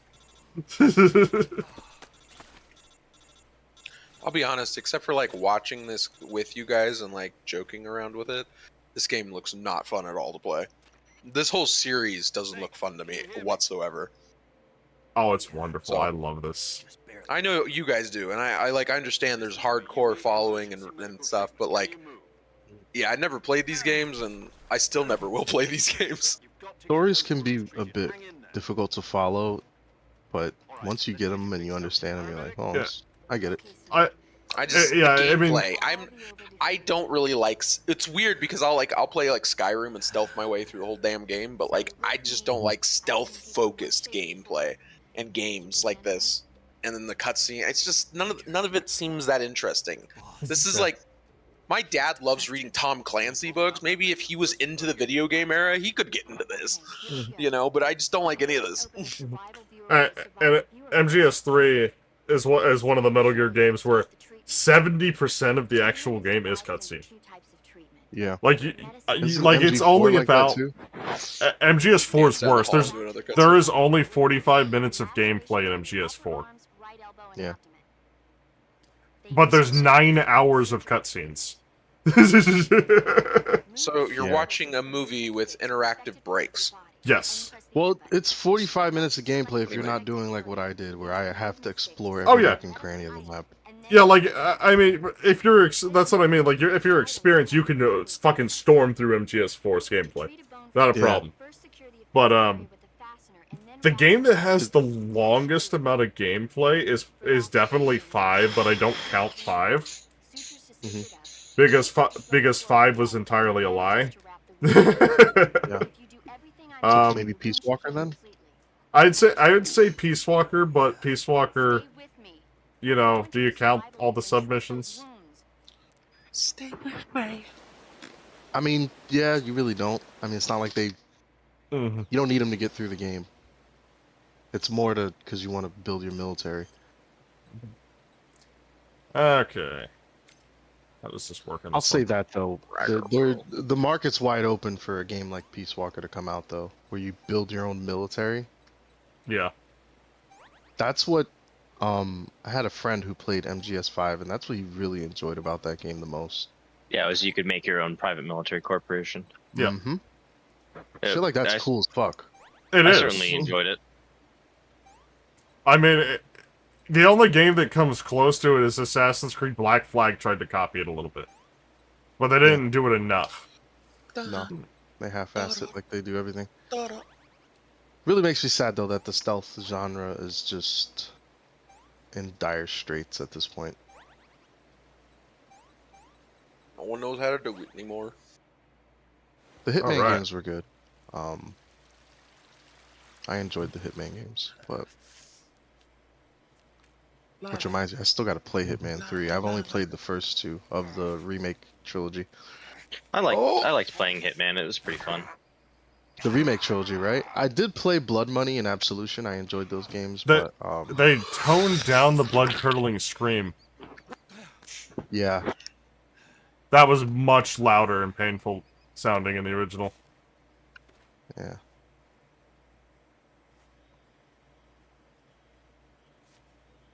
What a tough bastard. Oh, by the way, one fun fact about this entire operation that's going on here. Everybody except for Volgin is following a script. Why is he glowing randomly in the cutscenes? Because I think the game is just fucked. Yeah, I was saying that. Yeah, like I was wondering why the people on the bridge were glowing, but you know they have fucking superpowers at this point, so I just ignored it. But like he's glowing randomly through his skin, and I'm like, I can't tell where this is coming from. What the fuck? Yeah, I think it's just a graphical glitch. Let's see, but yeah, everybody except for Volgin is following a script this entire game. Yep.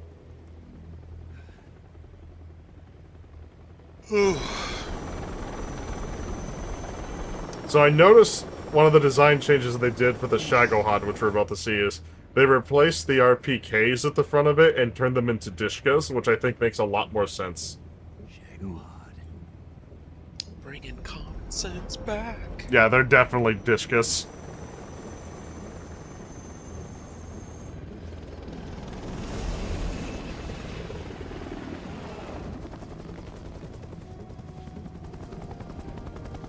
Yeah, so, hold on. Oh, that's dumb. But yeah, so Metal Gear Solid 3 is only in game on the PS3 emulator, but Peace Walker is fully playable. The Peace Walker is the HD version. I mean, you could always play Peace Walker on the PSP emulator, but if you wanted the HD version for console. The HD version works great. I loved it. Yeah. Like, god damn, I fucking have like 300 hours into that fucking version. Anyway, it's time for somebody to start going off script.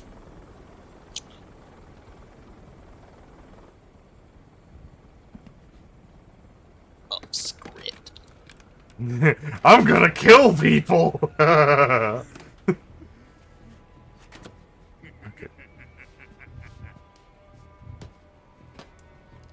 Because I'm totally fucking insane.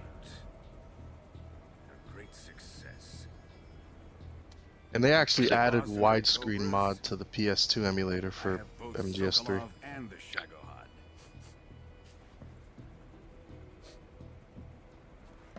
How you fucked up cutscenes that there's red lighting in their hair and stuff? I don't know how the fuck. What are we going to do with Fellas. Hello, sir. Hey, it's Sean o'clock. It's Sean. Apparently Put your things away, it's Sean. The wife. I take the wife to the doctor appointment. And Nothing serious, just a like a Yep. checkup. they just gotta stab her a bit, you know. Yeah, just a little. Yeah, But just a little shank going. Here's what the scene. So, I finally got to play some Cyberpunks last night. my dear. Where the I've hell am got too many scars on my face for you to add more. Yeah. Uh, Yep. He's gonna rape her horribly later. We're watching Brian play MGS3 Delta. Sean was like, I'm interested now. The fuck? No, I was like, what? That's not what happened in the Cyberpunk game I was playing. I'm gonna rape her. I'm gonna rape her husband. Ocelot's gonna watch. You know this guy's. The rape is this. He's got red gloves and boots on with a military outfit. He looks atrocious. Oh yeah, and he also has a boyfriend too. I heard you saying you're playing Metal Gear. What now? Metal Gear Solid 3. Delta. Oh, it came out. Nice. Yeah. That's all I can say right now. It's beautiful, but that's about it. Except for the red lines. You don't like it? Colonel. I think it plays like shit. I don't know how they fucked it up so bad gameplay-wise, but we'll see. Right. Like all they had to do is improve things. Why did they not improve things? They improved it in their own vision. Well, the audio was fucked. That was a weird nuke. Yeah, it sounded a little funky.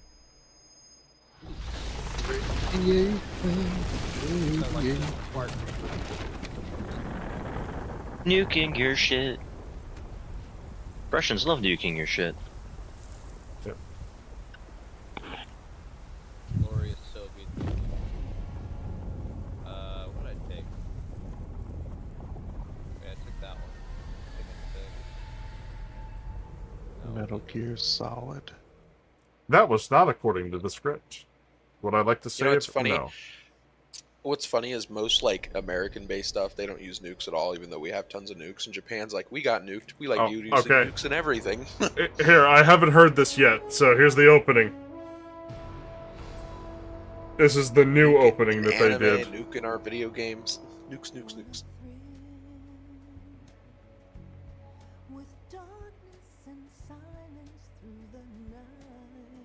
Oh god, yeah, I don't like this.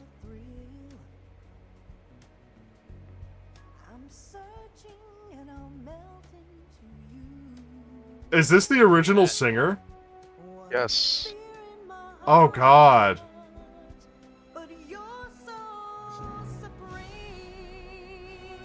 She can't do it anymore. It's too pitch corrected. That's the Yeah. problem with it. And then she's not singing on beat. They made the drums more swingy. It's not hard hitting like it was. Yeah, it's not. Or It it's doesn't just not have the. loud enough. It doesn't have the James Bond feel, It does not. and that was the whole point.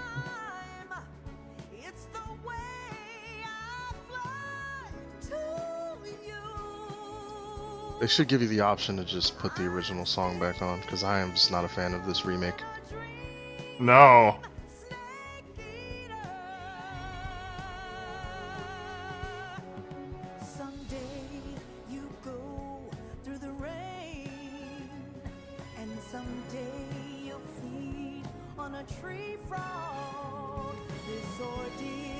Like, why'd they make it so swingy? Like, I don't doesn't know. swing like this. It's annoying. I feel like my childhood is fucking being butchered right now. Yeah.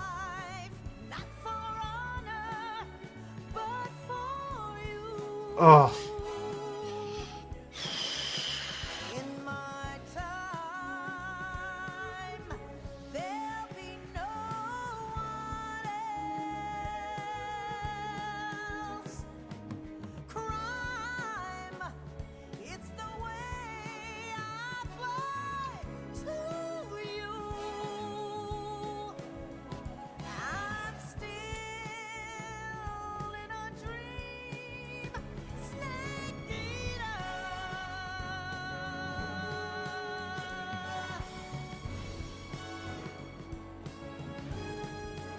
I was like, This feels like they karaoke tried to night. go. This feels like they went like 007 cutscene. Well, yeah, that was what the whole intention of the game was supposed to be. Yeah. It's supposed to be based on like James Bond, but The original Okay. song though sounds a lot better. it's way better the original. Yeah. I don't know why they remade the song. There was no reason to do it. Yeah, so MGS3 was it was supposed to be like Kojima's love letter to James Bond movies. Altitude 30,000 feet. Approaching Soviet airspace. That man's crazy.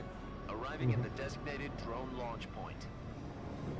Drone oil pressure and voltage are nominal. Okay, now we're gonna be launched from the SR-71 Blackbird. Power supply Hell to payload yeah. antifreeze system shows no problems. No gusts. All systems go for drone detachment. Snake, we can't risk a halo jump this time around. Airspace security has gotten tighter since we were last here. We can't get as close to the ground as we did during the Virtuous mission. I forgot he redeploys. Yeah. Instead, we'll be using Yeah, this is Forgot about one. that. Yeah, this is 1 week later. being given an honor on Yep. par with Alan Shepard. This is our last chance. Show your patriotism. If you fail, you'll be back in a hospital bed again, waiting for the firing squad. This is an entirely different cutscene than the original. So how does it Same feel to be audio, patient but in different one of the most cutscene. Advanced ICUs in the world. Would you do me a favor and tell the suits about visiting hours? I'll never get better with them assaulting me day and night with their questions. Must be part of the top brass's inquiry. More like an interrogation. According to them, I'm a traitor and an I'm gonna have to go accomplice take to the boss's Dobbsy to his grooming appointment in They're just about looking for escape. 30 minutes, Does that mean they're after you and too? then I'll come back and I guess we'll continue this So shit. say neither Ugh. one of us is going to be made a national hero out of this. Does this mean Fox is going Is to it die? the boy? No. This fox is still one step ahead of the hound. Dobby. The reason I came to see you today, Jack, Dobby wasn't It's time for there. Fox. Wife, during wife the- has our What are you boy. talking about? the situation has changed. We've still got a chance to come out of this one alive. Yeah, what kind of chance? Don't get too excited. Let's play it. Here, have a cigar. It's Cuban. Specimen. This morning, I had a meeting with the CIA. What kind of Oh, shitty camera is They this? decided when they're going to execute us? No. Stock footage. It's like Something one even frame, bigger. We love stock one, footage. one frame every Yesterday, 2 the seconds. White Like, House received an unexpected call. President Johnson. Yes, I hear you, Mr. Chairman. It was a hotline call from Khrushchev to President Johnson. From the head of the Soviet Union? That's right. A few days ago, one of our country's You heard me main say your name, satellites, Dobbsy? Post Yes. OKB-754, was Dobson. destroyed in a nuclear Yeah, he was explosion. dead asleep in the other room and he At heard me about say the his same name. time, our anti-aircraft radar picked up a signature that appeared you to be come like from that? one of your military aircraft. Does any of this sound familiar to you? In retaliation, I have placed our armed forces on secondary alert.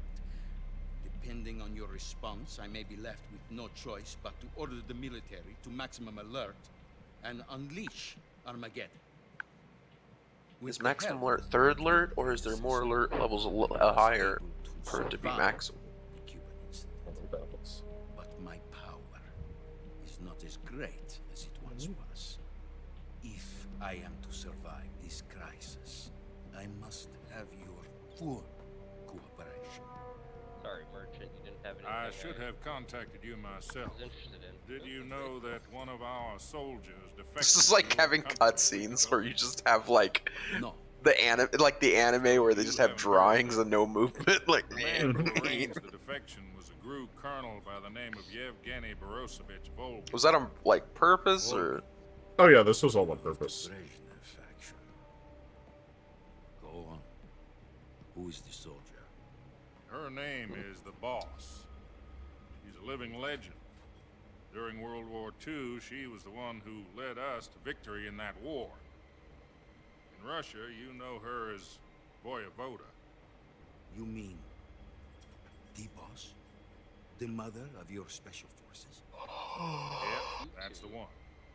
And she took 2 miniature nuclear shells along with her. The boss took 2 miniature nuclear shells.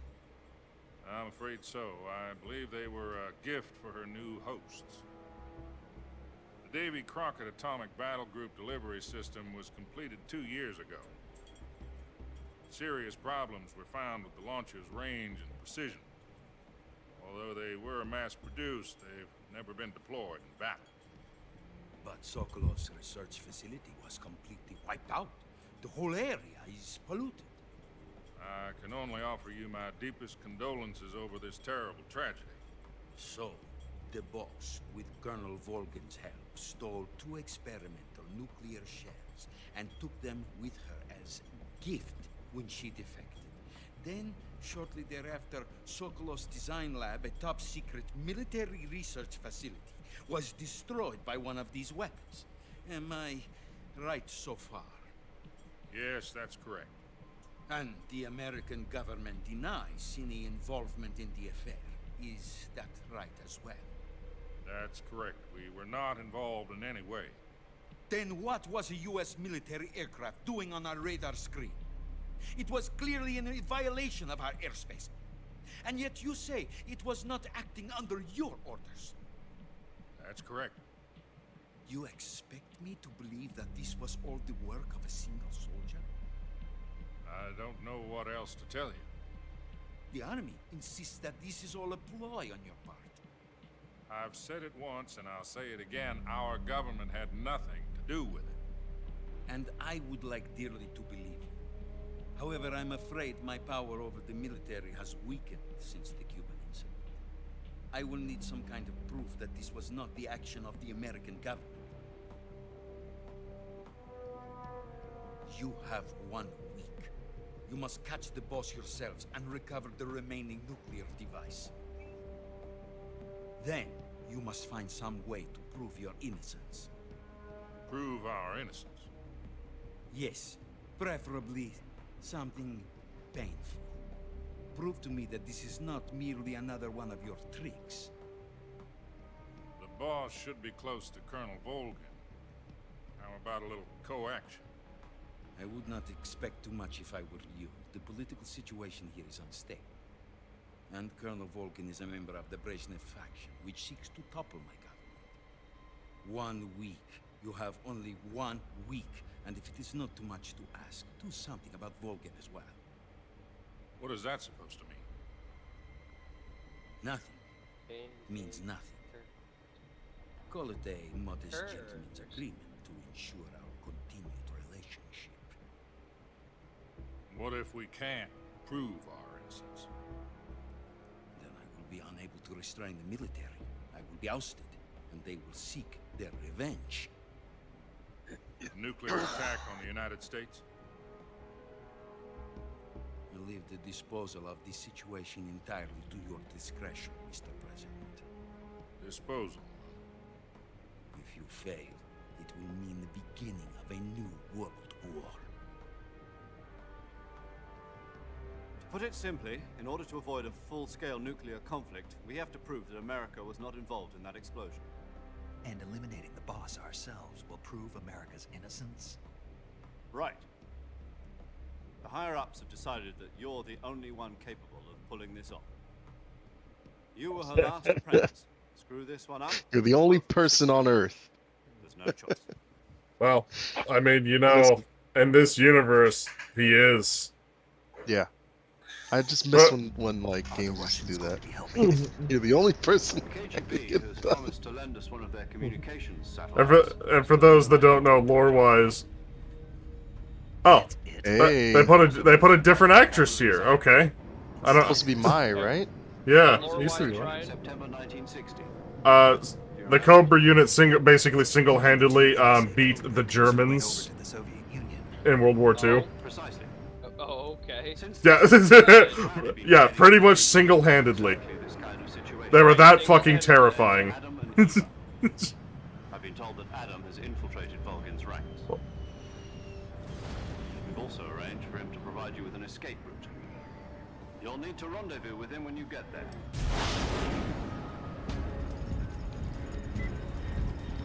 Audio. The audio's mix is whack. Yeah, it's. I think they're trying to add new sound effects with the old audio, and it's not working. Control. Unidentified aircraft detected. Altitude 30,000 feet. This is an entirely new camera angle. It's fast. Estimated airspeed exceeding Mach 3. Bearing south. Jesus. I'm about to lose it.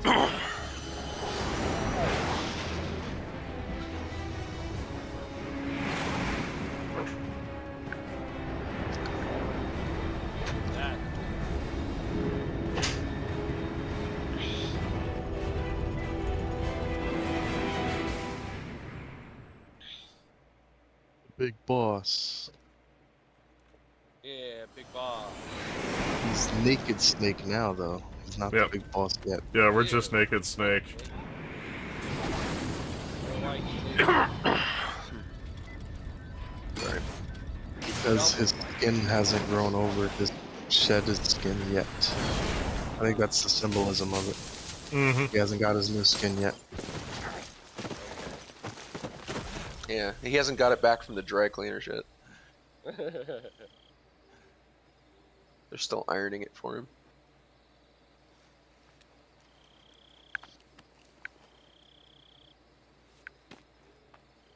And MGS4 was pretty fun, though. MGS4 deserves support to fucking Steam. Yeah, that's like MGS4 and GTA 4 just getting no love.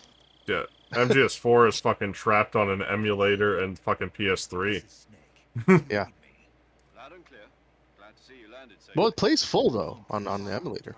You Yeah, can play through the entire game. So. including multiplayer work still. Uh-huh. MGO, yeah. Find out what's happened to the Shagohod, then destroy it. And finally, eliminate the Is that an old picture? Eliminate the boss. This mission will be Oh no, that's a new picture. Operation Snake Eat. Because I'll be taking on the boss and her Cobra unit, right? Don't forget about Colonel Volkin. I'm not a hired killer. I know, but that was the Kremlin's demand. Demand? You mean it wasn't just a request? What's it to us? Come on, PlayStation games still stuck on PlayStation that never leave. If supporting the current regime helps us Bloodborne sitting on 4. Forever stuck there. Yeah. See, that's feasible. That may get a port. We're never getting another release of Mag. Roger that. Yeah, no, Mag's dead. I loved Mag. Tom wasn't the most auspicious choice. What do you mean? That was such a great game, When I Mag. chose my code name, I picked the wrong one. The wrong one. Did you Yeah. ever see the movie The Now Code? he's gonna get his Came out correct last year. nickname. Must have missed that one. It's based on a true story about prisoners who escaped from a POW camp in Nazi I still find it so weird that Sony won't talk about that game, won't even try to remake it. It makes me wonder if they like lost the source code or some rights to it or something, and they're like, fuck. Yeah, they're like, just don't tell anyone. We're just gonna ignore it. Ignore it forever. You used I the think name that's like breaking case of emergency for them, honestly. to bring you Yeah. good luck. Yes, let's like Assassin's Creed going to Japan, and the rumor now that Forza Horizon's going to Japan. Those are all like Oh, breaking that'd be case of cool. emergency. Mm-hmm.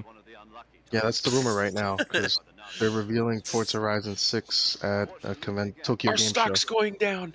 We need an emergency game. Bloodborne. Psst, the glass. Remake. Every company has it. There's a reason Konami even remade this game. Oh yeah. Pachinko wasn't doing well. They needed some extra money. Yeah. We'll start over from square one. From square zero. My frequency is 140. The pachinko in Japan is so funny because gambling is illegal, but pachinko is not, because it's just a game that you get pachinko balls or whatever for, and then you go outside the building to the back alley and trade it to a guy for prizes. So it's like it is gambling, but they do it a roundabout. It's hilarious. It's like how in some states there's a grocery store, but the liquor store you have to go outside and go into a separate building. Same company. It's just completely separated by a wall. Yeah. Pretty much the same way. It's like the prize store is next door in a different building. Mm-hmm. And it's like you're gambling for the balls to trade for prizes. And instead of just doing it directly, it's like they have to like round. It's just so dumb. 148.41. Mr. Sigint, got it. Adam, your KGB contact, is waiting for you at the abandoned factory up ahead. The same factory Sokolov was being held in last week. Yeah, the sad part is, Brandon, I'm gonna have to go take Dobbs to his appointment, and then come back, and then we get to see Eva's tits. Yeah, They that's better fine. not. They better not have censored them. I'll be extremely angry. I will rage. I will make a YouTube video, and I will rage. You've been equipped with a 45 for this mission. Be careful, it's noisy. I thought standard They were legendary tits. I grew up on those. I got to see them grow old and shrivel up and die. It was my porn. I need it. I'm actually just referring to in-game. That's the fun part. MGS4, she's an old woman. Then she. No wonder she Brian shriveled played up this and game died. 70 times. This is the only way he could see him. Commencing Operation Question, Snake. Brian, because I know you could cheese the time in this game. If you pass by after a week, does the mission fail? No.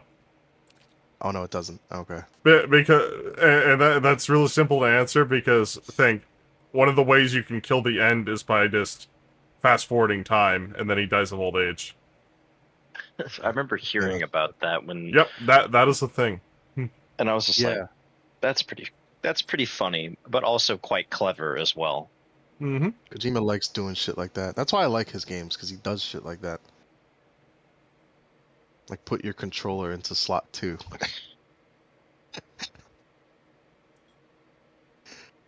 Model of 1911. That's a really nice model. Yeah, let's say it looks exactly like my Springfield 1911. Mm-hmm. Yeah, this is the standard 1911, and then we'll get the 1911 custom in about 15 minutes of gameplay from now because this thing gets destroyed. Directional mic.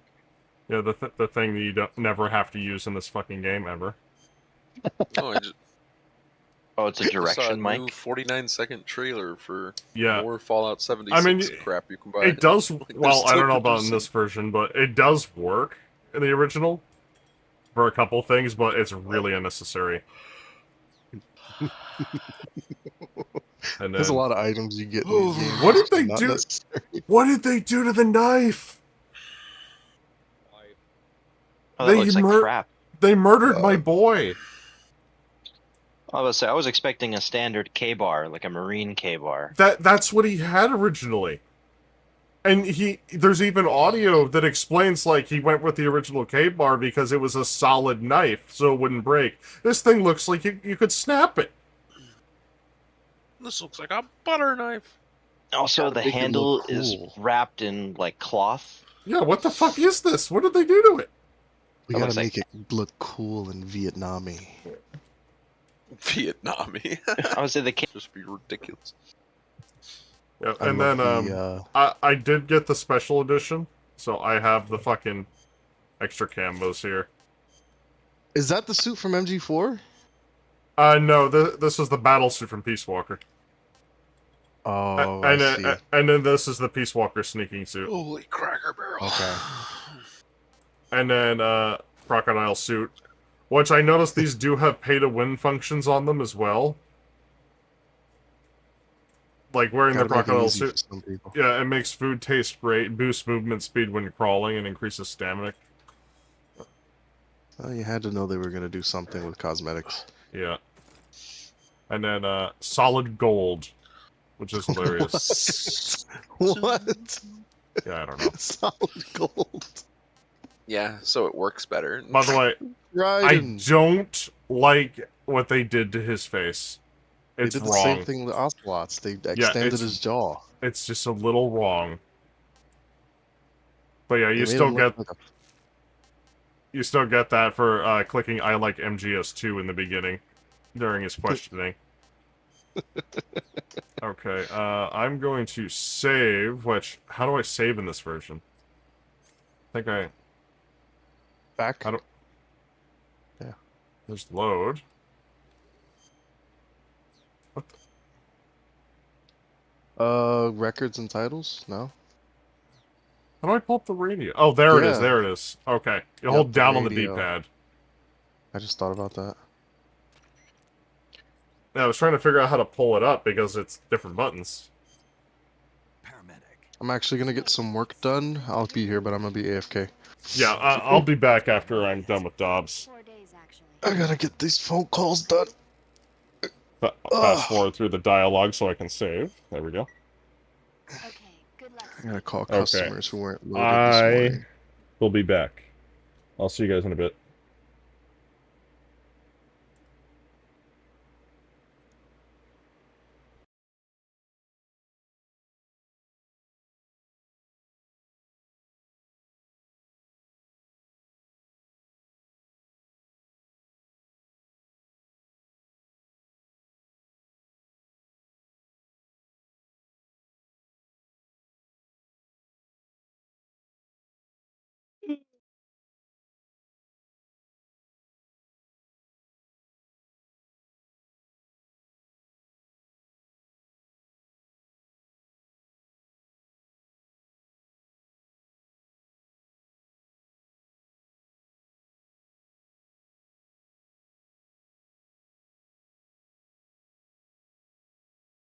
Yay.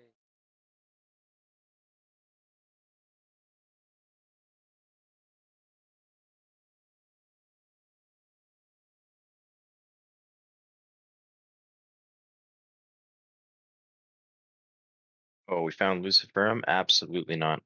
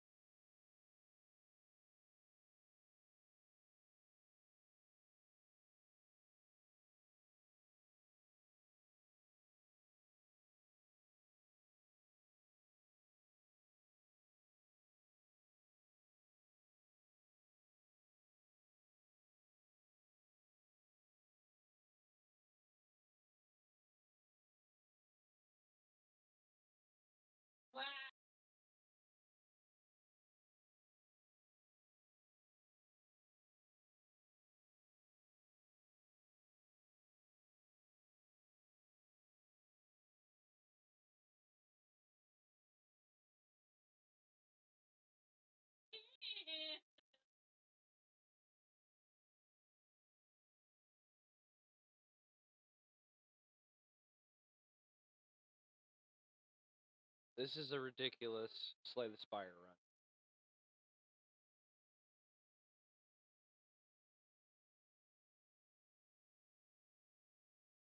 I literally have a card that kills bosses now.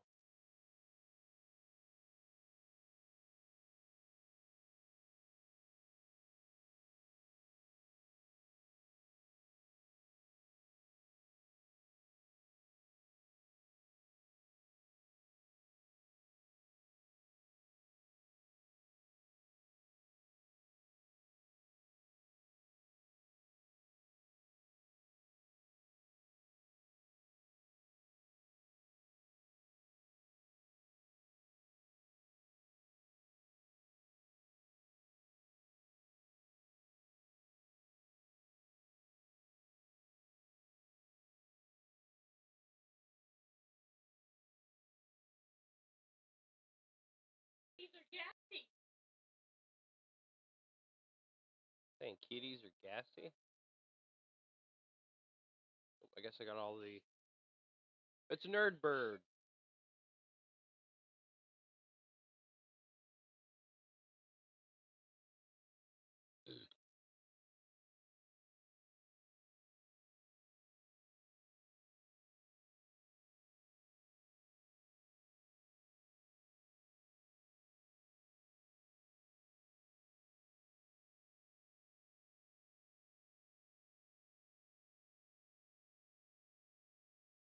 Yes.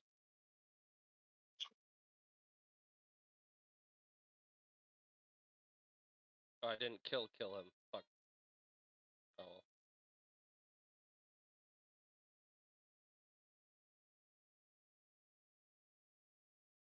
Turned down for what?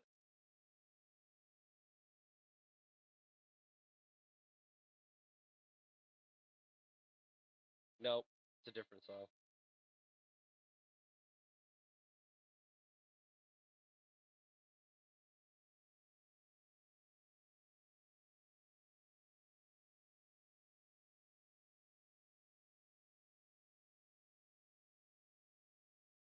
I should have saved the dagger for the second form. Oh well.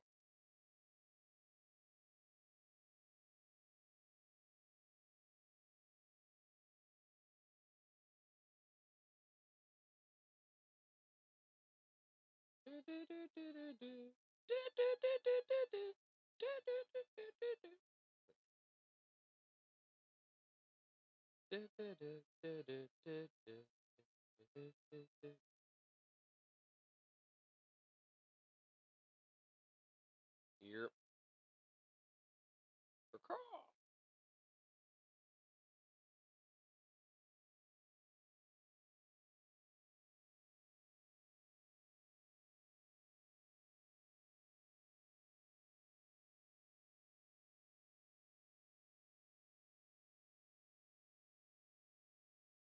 Ooh.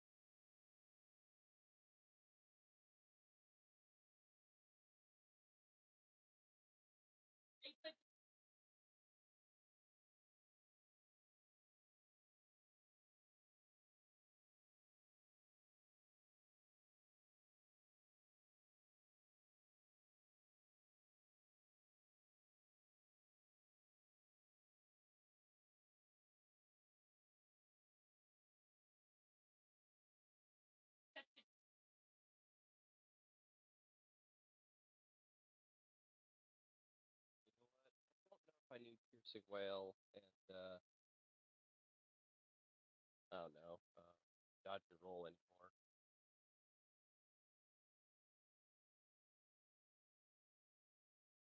You know what? Yeah.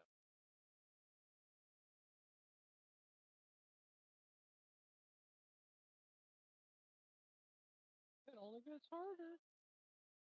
No. I can no longer increase my max HP. Sad.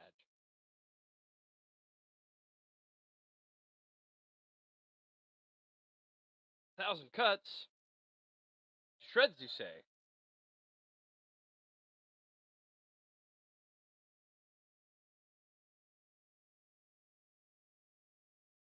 Nope, not quite.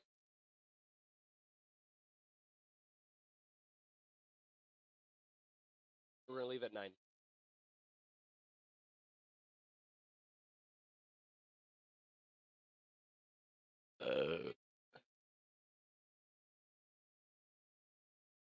Yeah, no. Again, we're leaving at 9 because it takes only like 10 to 15 minutes to get there. So we'll still be early. Okay, fine. We'll leave it in just a little bit here, okay?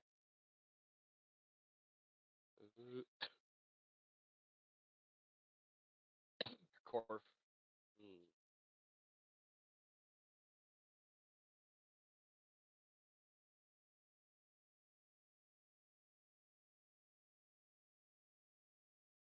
Die potato.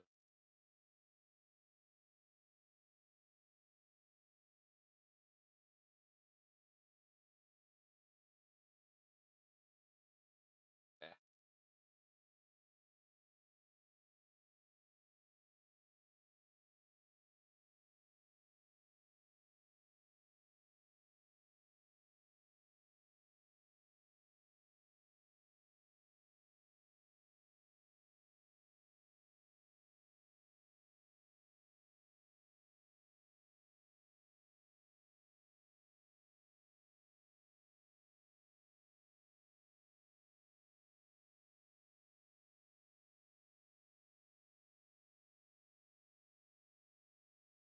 Oh my god.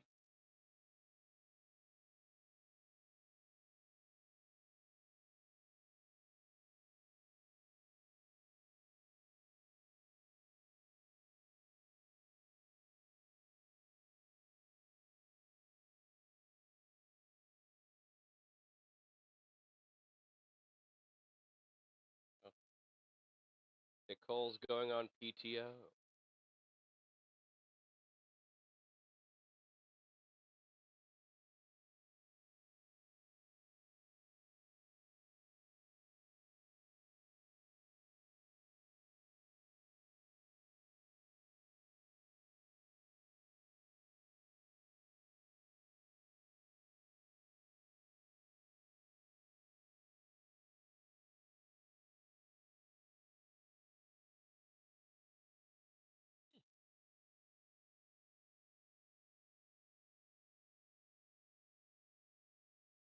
Blue man.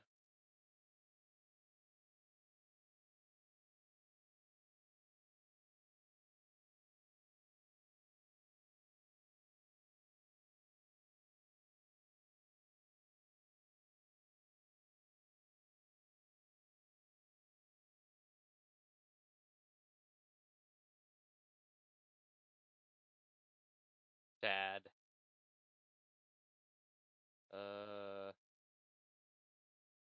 Yep.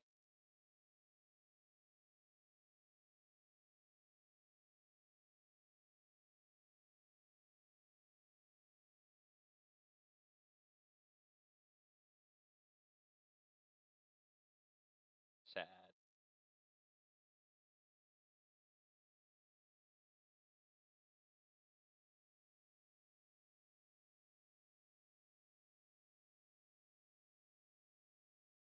Oh, I could totally get the hand of greed if I could. Oh well.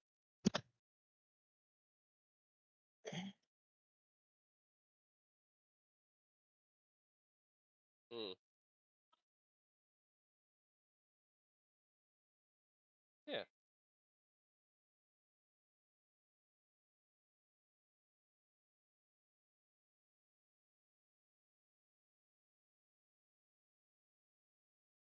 deal 10 damage X times. Yes. Chemical X, come back.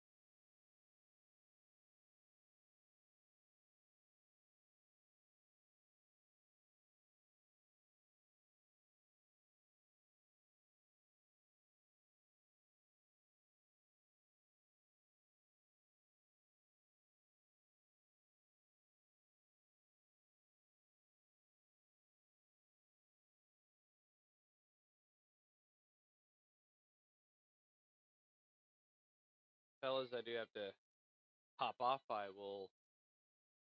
I'll talk to you guys at some point, maybe tonight. Gotcha. Have a good one. So y'all all enjoy.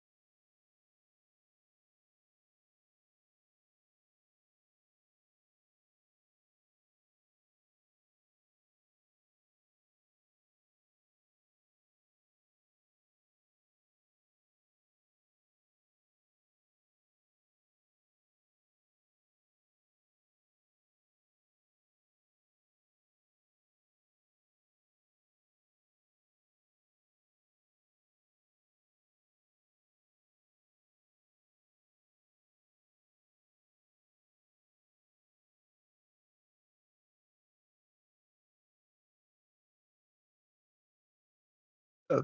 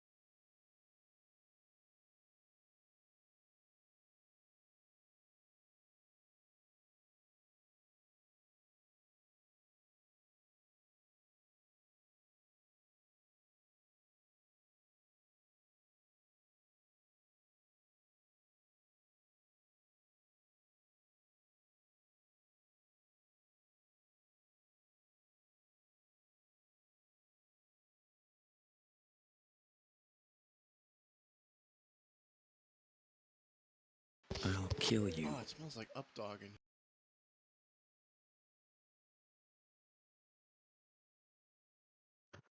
Hey, Patrick, what's up? Hey, Jacob. Not much. I take it Brian's gone to bed? Oh, no, he had to take Dobson out for like a doctor's visit or something like that. And he'll be back later. He was playing the Metal Gear Solid remaster. So he's gonna come back and finish that apparently. And the AFKers? They're I don't know.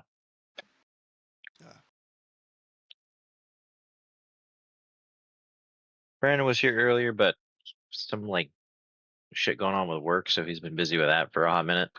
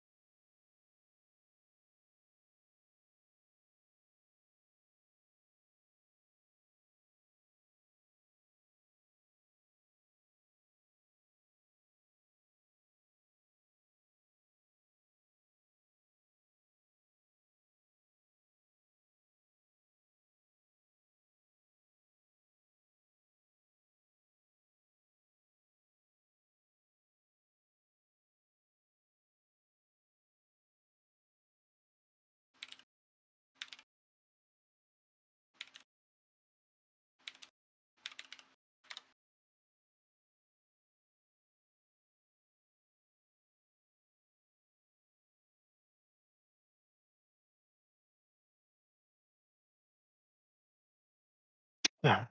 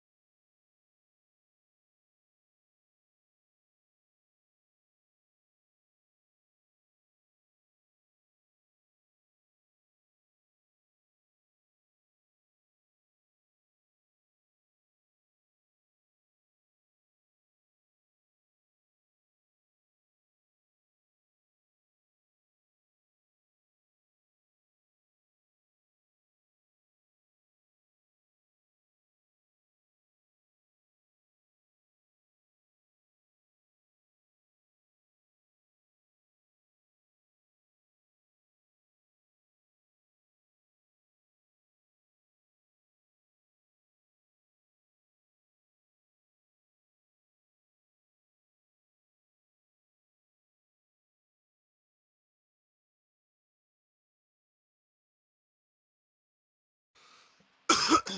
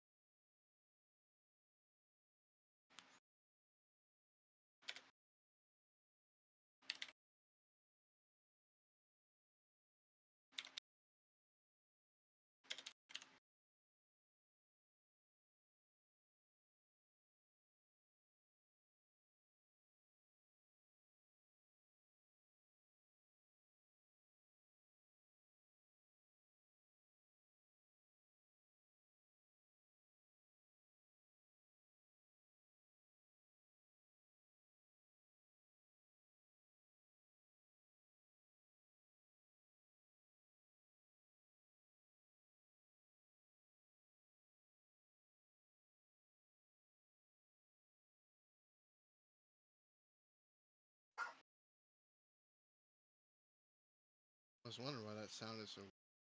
It wasn't coming through my headset. It came through my TV.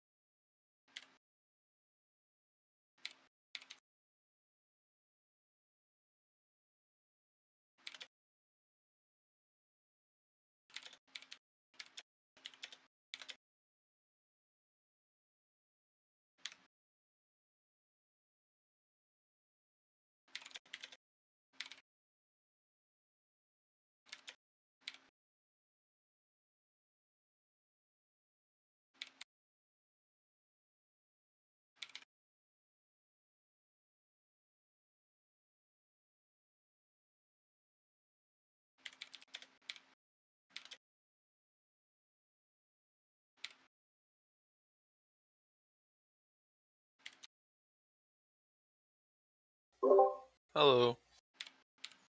Hello, Reginald. Hello, Patrick. What have you been up to the last few days? Watching a lot of Stargate SG-1 and trying to build games, including my tabletop. George was wondering how you hadn't been on for a few days. Oh, I'm busy. Why, is he made progress on the models that way? No, I mean, we've been playing games together, and he's just said that, like, he's like, I haven't seen Patrick. I thought he'd be on more. I mean, Cool. I'm working, so to speak, just not at a job. Yeah.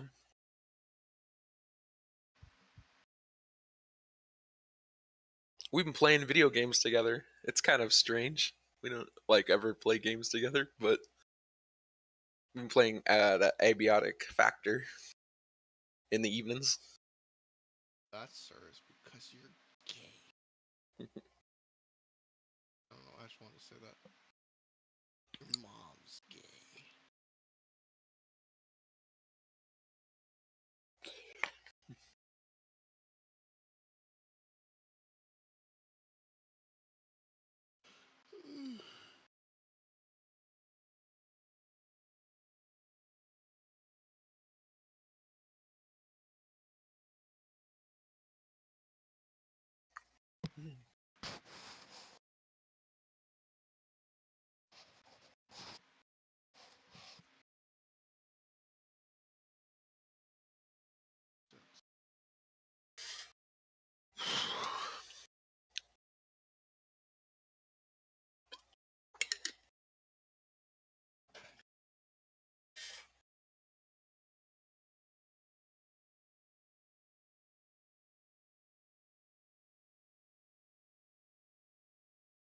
Officially engaged. Yay. Taylor Swift and her boyfriend are officially engaged. Oh, you're not. Oh, okay, never mind. Wouldn't that be really weird if out of nowhere I was just engaged? I'd honestly be like send help. I just suddenly got engaged, like I got arrested. That sounds like something you might do.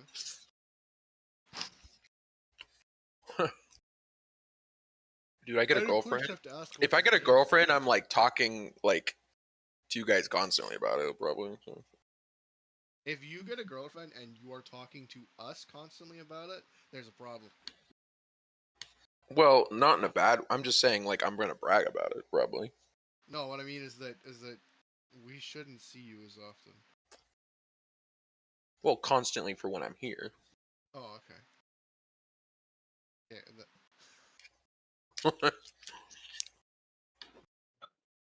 And most of our reactions will be, okay, good for you. Bam. Whatever makes you happy. I will keep dreaming. I will keep dreaming. And when I wake up, you better hope. You better hope you're asleep. Sweet dreams, Lilac.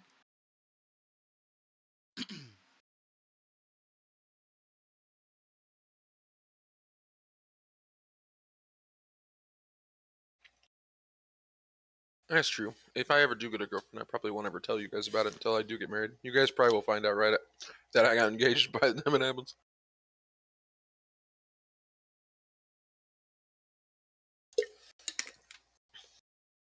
I won't tell anyone, to be honest. Just be like, I guess now that we're getting engaged, we have to inform other people of that.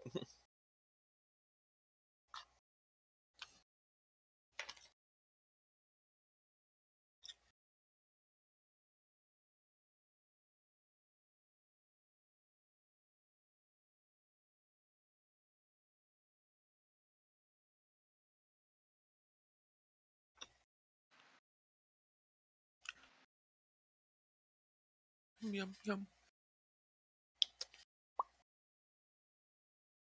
All the informations.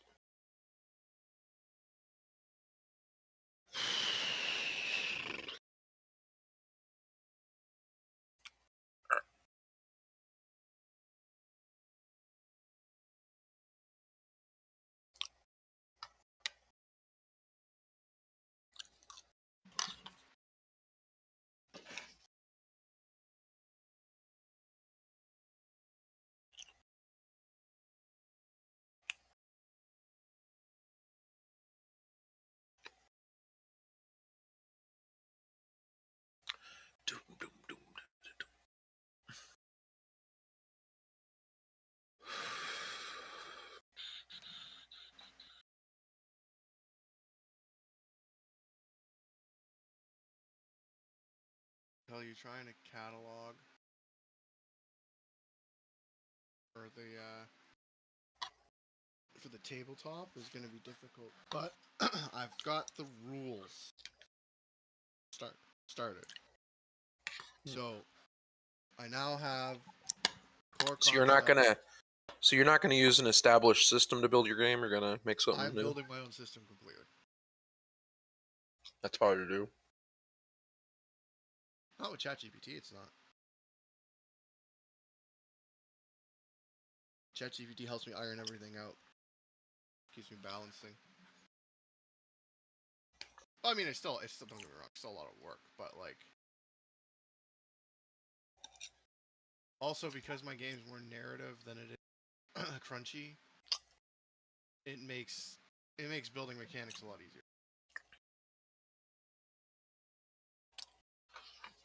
All right, guys, we got 2 hours of cutscenes today. We're gonna play it. You're gonna roleplay through each of those.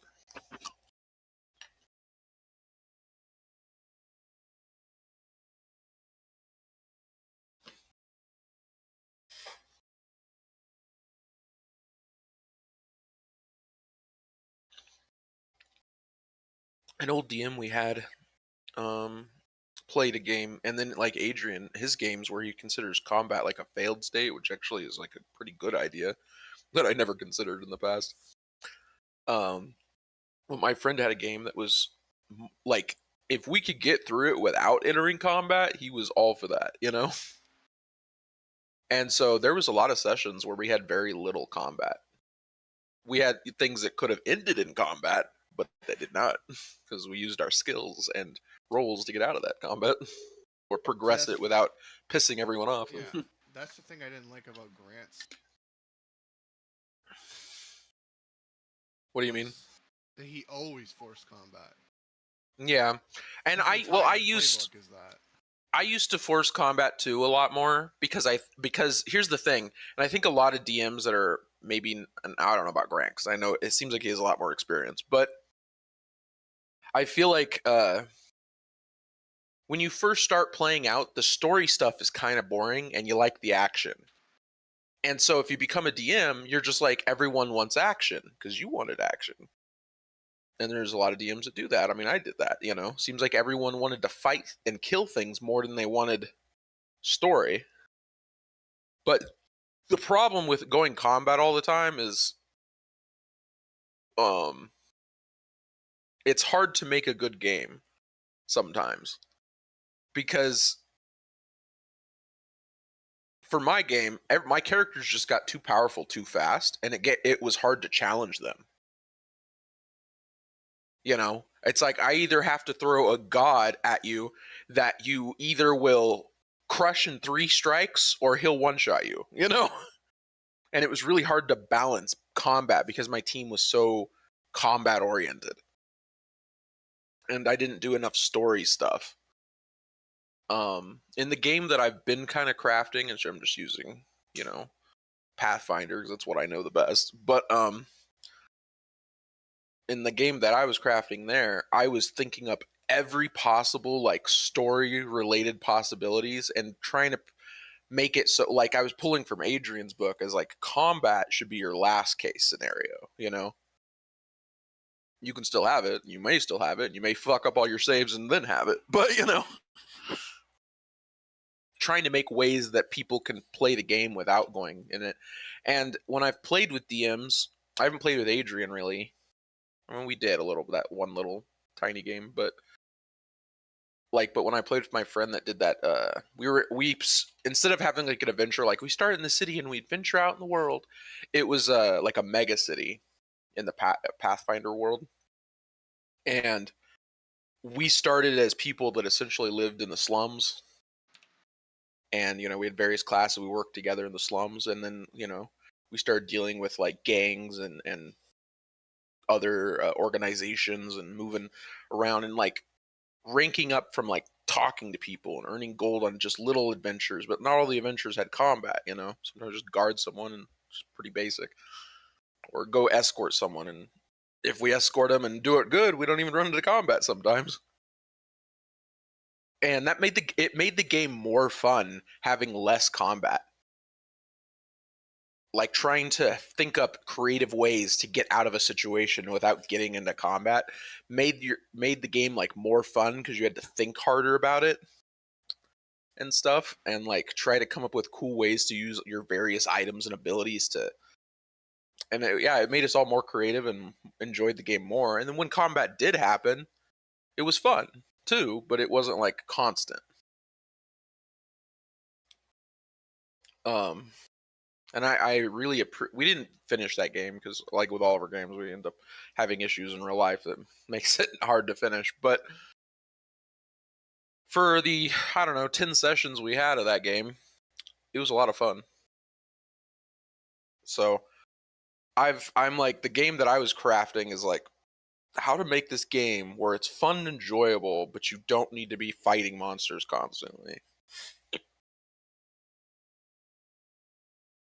And the biggest thing I was trying to weave into that game when I was writing some of its stuff was I wanted to. It's like the players, you guys, if I ever made it fully and we played it, would be like, you know, you live in the city. This mega city is your city. We're not going to really. We might explore around the city or even into the depths below the city, but we're not really leaving the city ever. And the city is massive, so like there's a million adventures to have in here, both around it, underneath it, and in it, you know. And the idea was like you guys would start as like a monster extermination crew. Like there was the magical guard or something. Their job was to fight threats, like fight physical. There was the guard for the city, and that was a little high. They were a little bit higher ranked. You're the magic guard, as in they'll let any race, and I will say like the top ranks of this are a little bit more human, like racist level, because like they, you know, like humans more, or humanoid. They don't like races that look funky. But the magical guard, because they're frontline fighters, you know, dealing with threats to the city itself and in the depths and around the city, they didn't give a fuck. People died in this job. They wanted as many recruitment as they could take, so they'll take anyone. Any class, any race, so that would allow my players to pick anything they want and still work within the system's rules. And I don't know. I need to get back to that one of these days. It was a lot of fun trying to craft it all, because it's like I created like 20 different factions, some of them evil factions, some good, how they interacted with each other, their opposing alignments with each other. And honestly, I was making so much information that I was like, I really should just input this all into an AI so I can be like, the players did this. What would be the predicted next move of the 20 factions? How would they react to what the players did? Now, killing some monsters, most of the factions ain't going to do nothing. But let's say you solve or have a big interaction with one of the villain factions and it changes something in the world. I need to know how like 20 other factions are going to react to that information. There's got to be causes and effects. It was kind of like making a video game, but for a tabletop. Like a very complex game. But that sounded way more fun than all the other games I'd ever made before. So, like, I mean, the only reason I started working on this is because I'm not working on SDS Dank projects right now, obviously. Yeah. Nope. Although I own the copyright, so I can still work on them, but I'm not interested in working on those right now. You D&D players come across a legendary creature, a cracker. I would make a cracker table. That would not be different.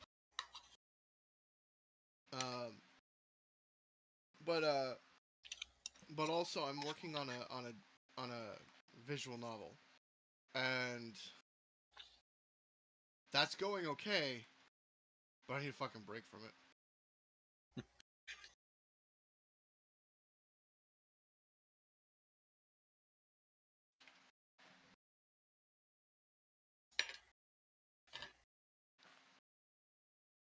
Especially because ChatGPT doesn't like to generate images that are sexual in nature, and I'm not trying to, but what it decides as sexual in nature is anything that might be perceived as sexual in nature. So, for example, I had a girl in a bathing suit that was sitting on a chair at the beach. Nope, sorry, you can't do that one. It might be sexual. It's like, but it's not. It's literally a girl at the beach sitting on a chair. She's obviously she's in a swimsuit. She's at the beach. Nope, could be sexual. It's like that's not sexual at all. What the hell is wrong with you?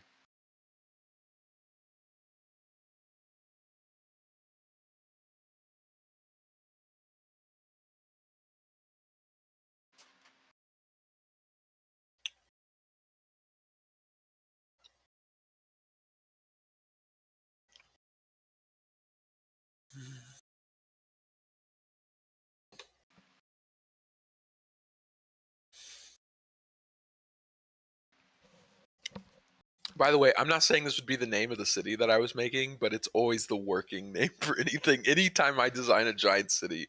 You know what my favorite giant city name of all time is? That fart I just did, that's what it is. No. My favorite fantasy city name to use is Xanarkand. It's such a cool name. Oh, see, now I would play your tabletop 100% because I'd make myself Titus. And I would say, finally made it back. Everyone's like, this guy's crazy, but oh well. Anyone can join the magical guard, even crazy people. As long as you follow orders.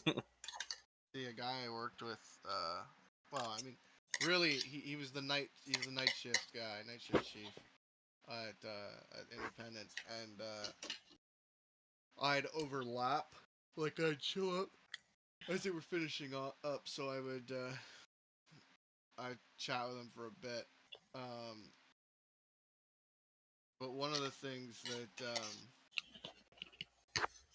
that we talked about were tabletop sessions, and he was building a world for a tabletop session, and it was a rail world. The entire world was on track.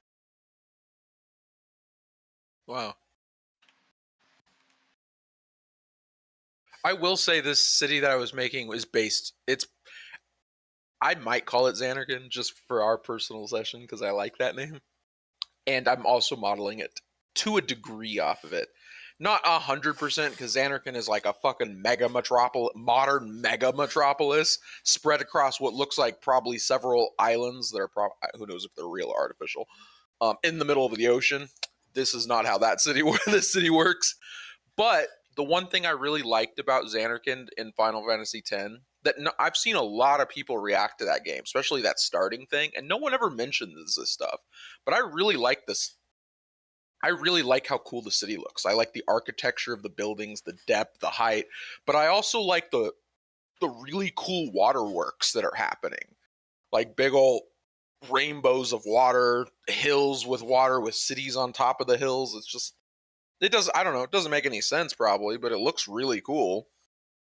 And so the one idea I had for this is that a lot of this city this city had like a grandeur where it used waterworks like that type of idea throughout the city as both. Yeah, I guess you could pull it from that idea too. Where it's like there's a lot of mechanics that no longer operate, but when they did, it provided water for, of course, plenty of fresh water for the whole city, but it also had water for, transportation, for defense, for all kinds of stuff. And the city has fallen into enough ruin that no one knows how any of that works anymore. But like the Wizards Guild, which I don't think they were straight called the Wizards Guild. I can't remember what I wrote them down as, but one of their guys was really interested in that and wanted to figure out how to get it to work. But a lot of its mechanics were deeper in the city, like, way down in their depths. And it was hard. A lot of those depths were long abandoned. So they were full of monsters and creatures and evil people and all that stuff. So one of the things that the players might end up doing is, and I wanted the game to allow, like, there's a little bit of direction, like, right? Because you guys would have a job and you'd have to go do said job. But like, there's dozens of hooks of adventure, if you will. But like, are you going to take any of them? I don't know. You know, maybe you never interact with the magic works or whatever at all, but maybe one of you do, and then the Wizard Guild is now interested in you guys because you guys have found maybe some little bit of tech to make a little bit more sense of it. If you went that tree, it would take a lot to turn the whole waterworks on, but I was trying to make hooks. Yeah, I mean, the thing, like, if you're in a session though, and you're like, I'm gonna stay in the shop. Now, you could have a shop as as you gain money and you want to open a shop, you know, and you run a shop while also doing your normal job. Then that's fine. I wanted to give people as much agency over their choices in the world as I could, while it's within a self-contained world. It's still pretty big, so there's a lot of options, and there's most races and all that. So. But we're not going to go like explore fantastic jungles or mountains or snowy peaks or a desert, probably. Because the city, I haven't determined what the outside landscape around the city is yet, and there are other biomes as you go down, it's like essentially entering the Underdark equivalent. So there's other biomes down there and stuff and whatever, but yeah. I wanted people to make... There's going to be some scripted events, like, because, like, if the players don't know what to do, well, all right, welcome, you're part of the Magic Guild. You've got a job to figure out this, or exterminate this, or save people, or just do cleanup one day, because a bunch of ruins got blown up in an attack. You got to go clean it up. You guys would get paid, and I even had it so, like, as you leveled up, right, I thought about giving you guys, because no one takes these perks, by the way, in Pathfinder. No, I've never seen any players take these fucking perks. Teamwork perks. Because no one wants to waste a precious perk. I say perk, it's feats. But anyway, whatever, perk feat. Anyway, no one wants to waste a precious point on a teamwork feat that has to be taken with another player, and it's, you both work together to accomplish something. Most players don't ever do that. I've never done it. No one does it. They're kind of just like perks for, I guess, some player to some they take, but I've never seen anyone take them. So what I thought would be cool is, as you rank up, maybe level up, but also rank up within the Magic Police Guild or whatever that you're part of, you would gain, through your training, because it is kind of an official organization, you at some point, maybe at level 2 or 3, you'd gain teamwork feats. Everyone would just gain a free teamwork feat. And honestly, they're useful, but they're only useful if the other person has it, and they're not that powerful. It's not like I'm breaking the game giving everyone a fucking teamwork feat. But it builds more connection between you guys and your training and what's happened. I mean, I get you. I get where you're coming. And it'd be fun, Here's a perk that no one will take, because you have so limited perks per character. Some characters get more perks, like fighters, but most don't. And so it's like no one's gonna take even as fighters, you don't hardly take fucking teamwork feats.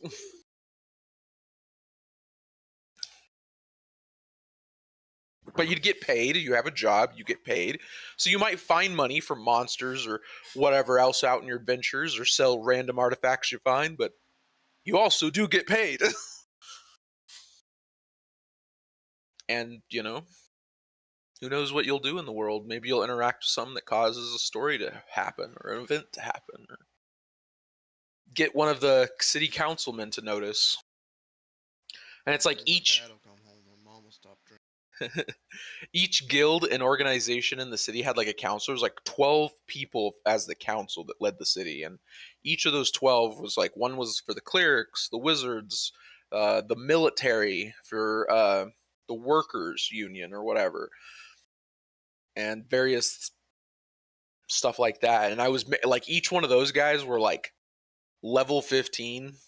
Each of the council members were level 15, except for like the military guy was higher. The wizard leader, who was an old man, so I made him like 18 or 20, I can't remember. The magic police, who you guys are part of, was like 18. Just because he does more fighting. The other guys are high level, but they don't actually do a whole lot of fighting themselves. So slightly lower levels. And I was like making how they were connected. It was like The Magic Guild kind of hates these people. The Cleric Guild kind of hates these people, but likes these people. And then I even made like each of the leaders have like a lieutenant who has. Some lieutenants are really supportive of their captains. Obviously, I'm using a little bit of bleach here, lieutenant, captain, whatever. I mean, it's not that hard. A lot of things do that, but sometimes the lieutenant will have different opinions and feelings than the captain. I think in like the cleric one, the captain of the cleric she was really nice and outgoing for the most part, but she had like arch nemesis vibes with like there's this cult that follows like essentially Cthulhu, because this will be like a port city at very least. I mean, I'm gonna have this amount of water, I gotta be pulling from the ocean or something, but so there's like a cult like of Cthulhu or something. I thought that would be fun. And so she personally hates that guy's she's really nice and outgoing, but she hates that guy. Because he's the cult leader. That Cthulhu cult leader who's crazy, she hates that guy. So she gets she like loses her head sometimes when she's engaging if he's nearby or his cult nearby. But for the most part, she tries to like be more calm, relaxing, and helpful and empathetic to people. But her lieutenant is more like, let's execute everyone.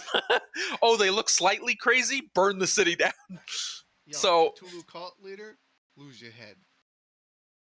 Like, she loses her head with the leader of the cult, but with everyone else in the cult, she tends to be more like tries to heal him. But her lieutenant's like, nah, kill every trace of the cult, burn it to ash. For the Wizard Guild, because the leader was so old, I made him have two. He didn't have like official lieutenant. He had like two lieutenants, kind of like fighting for who would be the heir to take over. I mean, heir is the wrong word, but you know, the next person in line to take over. And one of the guys is more like, you know, aggressive, like, we need magic for defense and fuck everyone else up, you know, and really more warlike aggressive. But then the other mage guy was more like, we need magic should help people. And so he was actually the guy more interested in trying to fix the waterworks as kind of like a lifelong journey type thing. Because he feels like the waterworks would, of course, help defense, but it would help a lot of normal people, too. It'd make their city just better for everyone. Now, the other guy was like, well, I mean, sure, that's great and stuff, but it's like, that's long lost, so fucking waste of time to even be looking into that. And it was really fun making, like, all the different characters and their motivations and why they would counter each other and, like, have, like, a fucking chart of lines. I don't know. It was more world building I've ever done in the game. And it's like, it feels like I still have so much more to go. I hope to get more motivation for it, but I had to take a break after working a few days on it. But since you're making a game, I figured you don't understand, so. Well, one of the major parts of my game is that it's set in a world that I've been designing my entire life. So it's not difficult for me narratively. I have to put in the work to build the rules. Mechanically, and the rules is going to be difficult. See, for me, I've got to put it in narratively, but I'm base building off of the Pathfinder already well-built rule system and mechanic system. If you're building a new game, like, you got to do everything, but also build all those rules, mechanics, skills, and all that, and hope they don't, like, fuck up it somewhere in the middle of players using them. I mean, it's not which is hard to plan for. I'm using Tech Noir as a base, and because it's a narrative system with dice pools, it makes okay, so that helps. You're using something to base it off of. Yeah. Not just going purely brand new system. But I am trying to use Pathfinder, like Pathfinder D&D-esque skill checks. So I have to make them mesh together in a way that makes it doesn't actually that hard as long as it's just skill checks. I also want an actual HP system as opposed to just whether you die narratively or not. So you actually do have to track your health. Like, you can die, but damage isn't crunchy. You're not, oh, this math equates to this. That math equates to this. Now my character's dead by 400 points.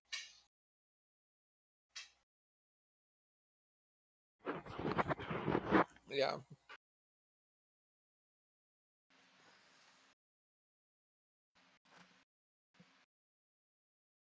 But right now I'm trying to generate. So I'll show you.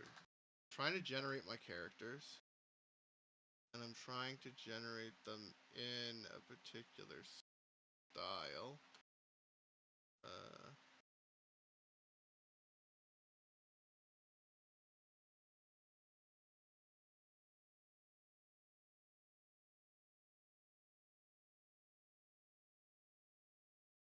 So,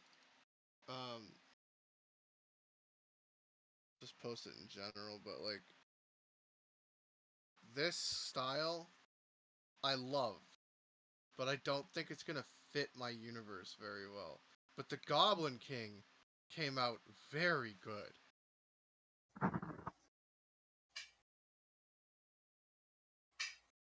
Yeah.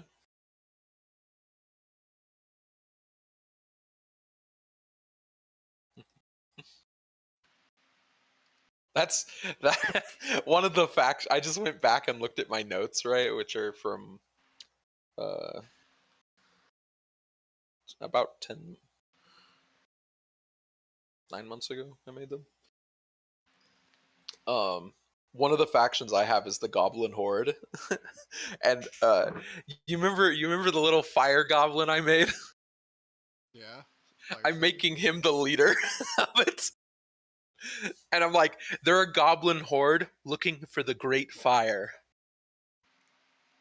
They don't know what that is, but they know there's a great fire out there, and they're determined to find it. And I don't know what it is exactly either. Like, maybe they find an old ancient furnace or something. I'm assuming they're going to find some type of fire that will end up causing a lot of destruction if they can learn how to use it or activate it. But I haven't figured that out yet. But I just thought Fire Singer was like, I worship the flames, right? And I was like, I'm going to build a whole fucking horde based on them being like, the fire!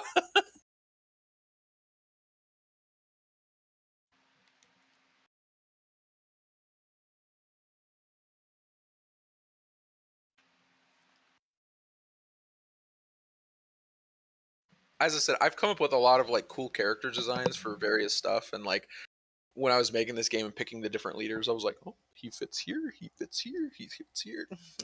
Vox, leader of the Magic Guild. Madness, the leader of the Cthulhu Guild. Work out wonders.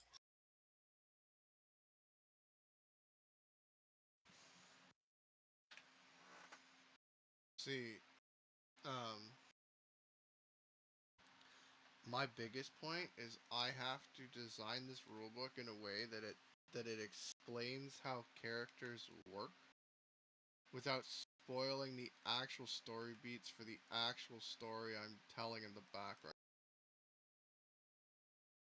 Yeah. By that I mean like there is a living, breathing world exists. I'm just letting you play in it. And I don't want to spoil my actual storyline, but the rulebook's gonna have to make note of things that will inevitably spoil some things if you think about it for 10 seconds.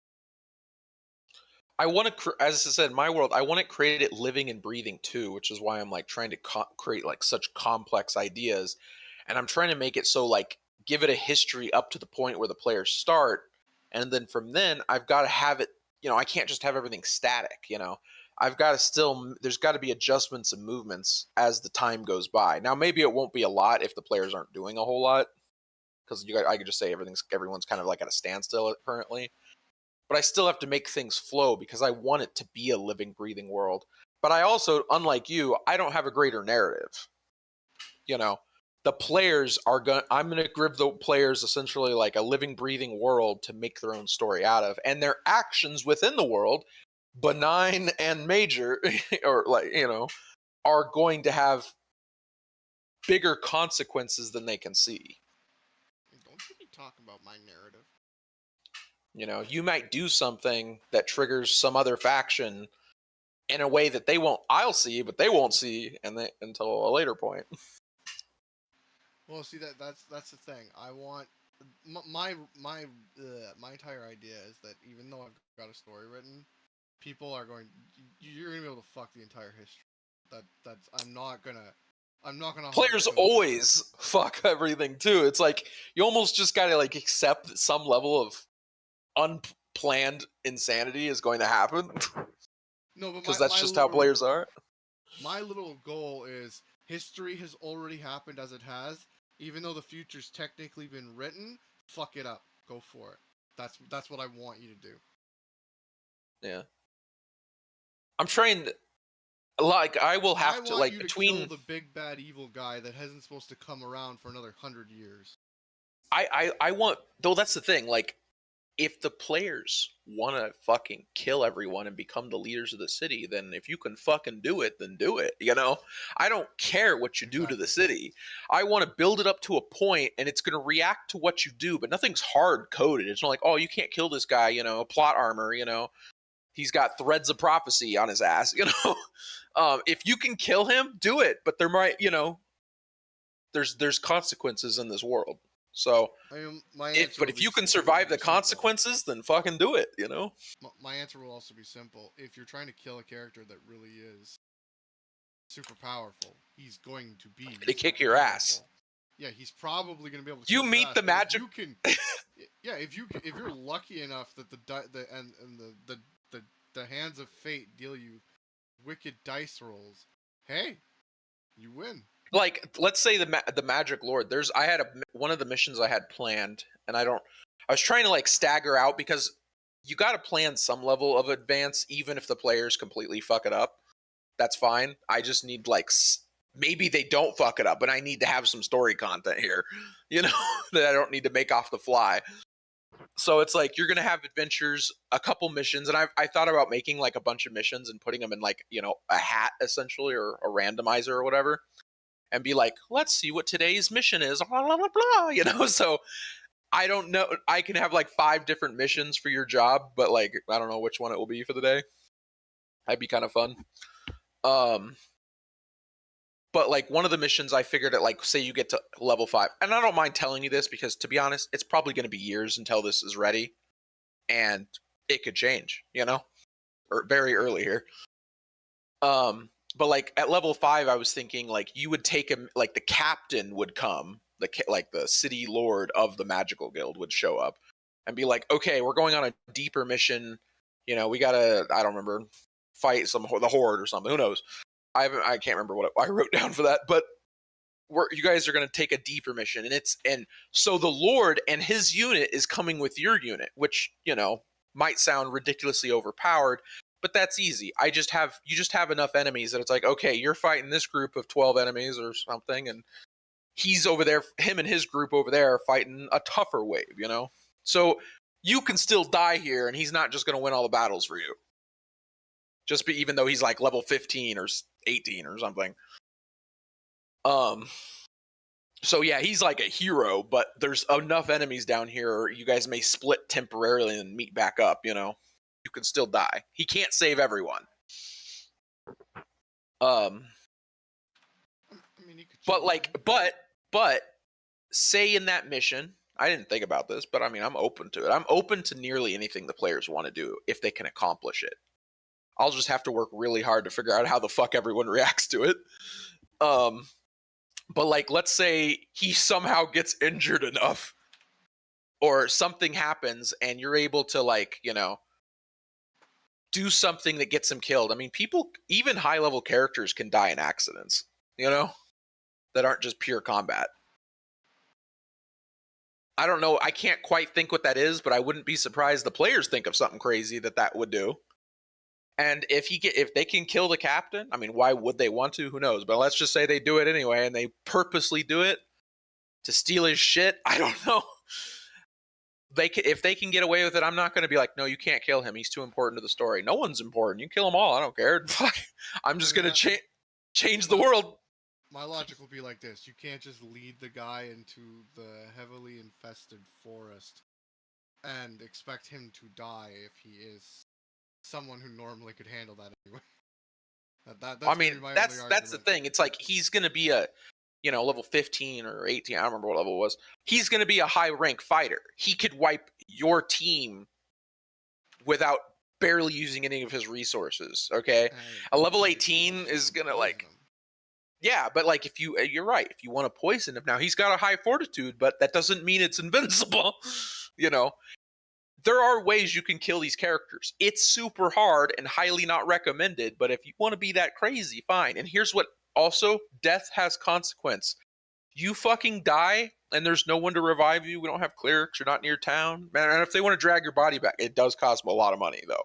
So, but like if your character gets killed and dies, well, you just make a new character. But the difference is one of the things so people don't just play recklessly and get their characters killed. Because the Magic Guild is over this whole city, right? You're in one quadrant of the city, you know, one section of the city. So we could just be like, you have a, you know, a transfer from another section. That's how you bring in a new person, a new player, or get a reborn character. But you can't be the same class or same race. You have to pick a completely different play style now. So try not to lose your character if you liked it. Now, maybe you hate your character and you want to. I mean, I guess, you know, fine, whatever. But, you know, generally, most people get attached to their characters that they spent time building and they don't want to lose them. And if you have to die and get a new character, I'll let you do that. But you don't get to pick the same thing, you know? You got to make a totally new character, new class, race, all that. Now, I'd be willing to maybe let it be a different archetype. So if they're like a fighter and they were a two-handed archetype and now they want to be an archer archetype of a fighter, I'd probably allow that.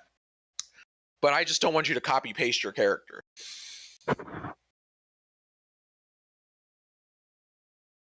And I feel like that would be a good way of like, try not to die because, you know, it's going to suck. And,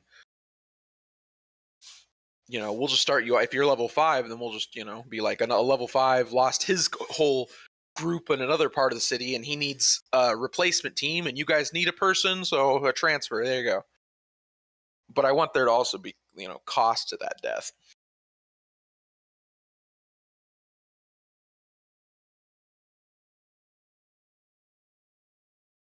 Maybe we'll randomize it too. You have to pick a random race and random. I don't know. Maybe I'll let them just choose it though.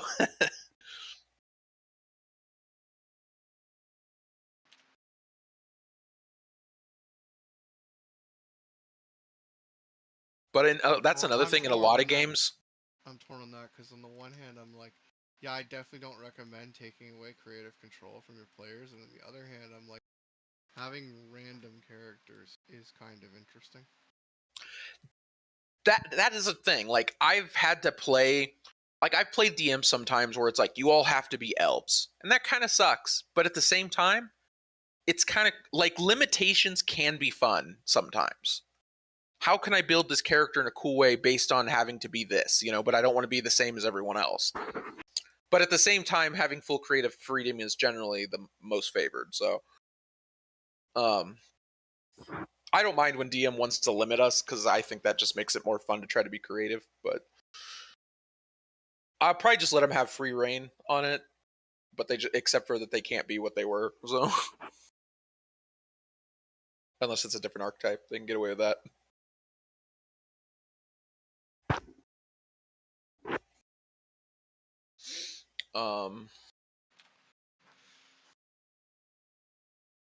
But yeah, I don't know. I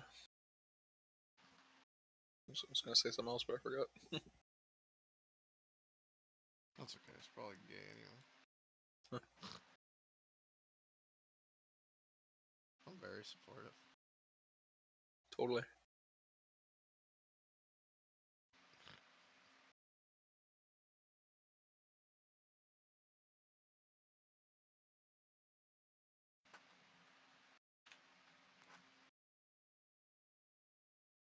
But like one thing I want to do is most people look down on you guys as the magical guard because, you know, you're made up of all races and people in this town can be a bit racist, you know, actual racist, not just human variation racist.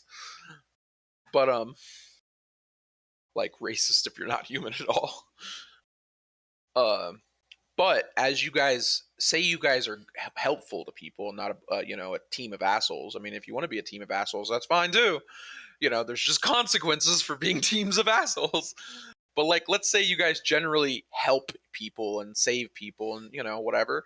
Well, the townspeople will end up liking you more. And for the start, it may be just the slums who generally have a favorable opinion of you already. But like, let's say you help people or a merchant or something that works in the higher levels of the city. You know, they'll become more favorable. They may give you discounts. Of course, on the other hand, if you're an asshole, they may cause you more problems. So, Yeah, they might tell you to just kick rocks for the rest of their life. you know, or put hits on your ass. Who knows? You know, depends. You rob a higher level merchant, but let him get away, you might put an assassin on your ass for that. But if you're nice to him, he might give you discounts at his shop, or even let you shop there in the first place. As you rob him, you serve him tea and make sure he's comfortable. You And pet he's him. confused. Are you okay? He's very confused, and so he sends hitman after you. But their job is to give you discounts at his store.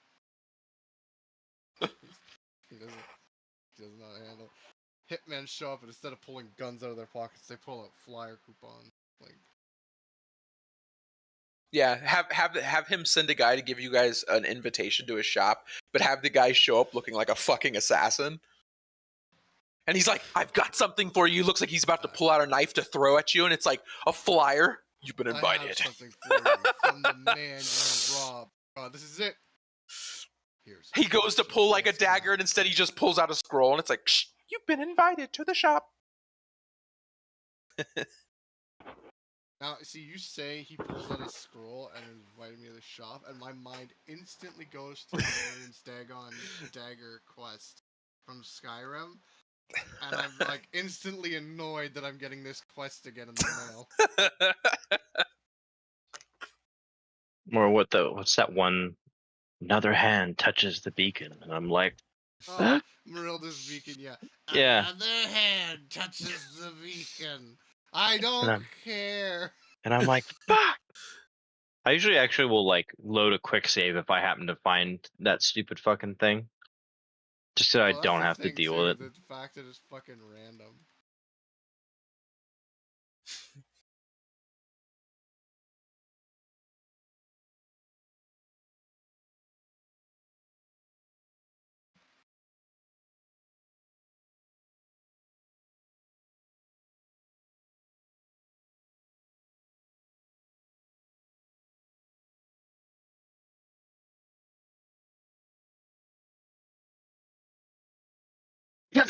Yeah.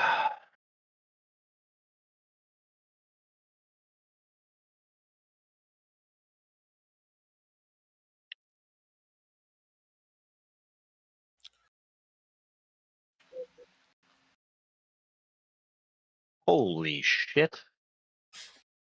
I'm getting attacked by a fuckload of bluebirds. 30 of them. Bluebird. Everybody that can wield a gun, you better grab one and get outside fast. That's not a sentence I ever I might- expected to hear. I might even give the kids assault rifles so they can survive.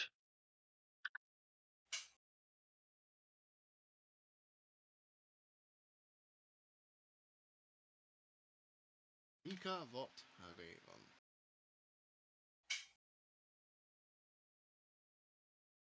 Onatika.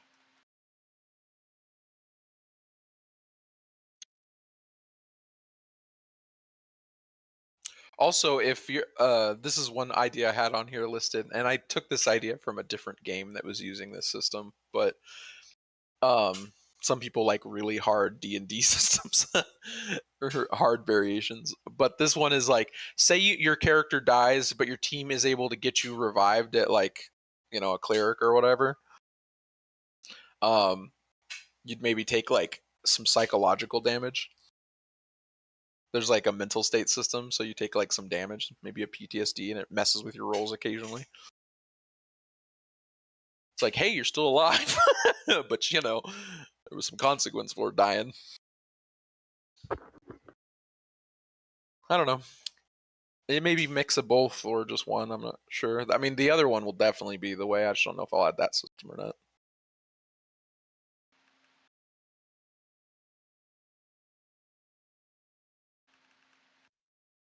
But I'm going to try to plan for everything I can possibly think of and then watch it all go a completely different direction because I just expect that.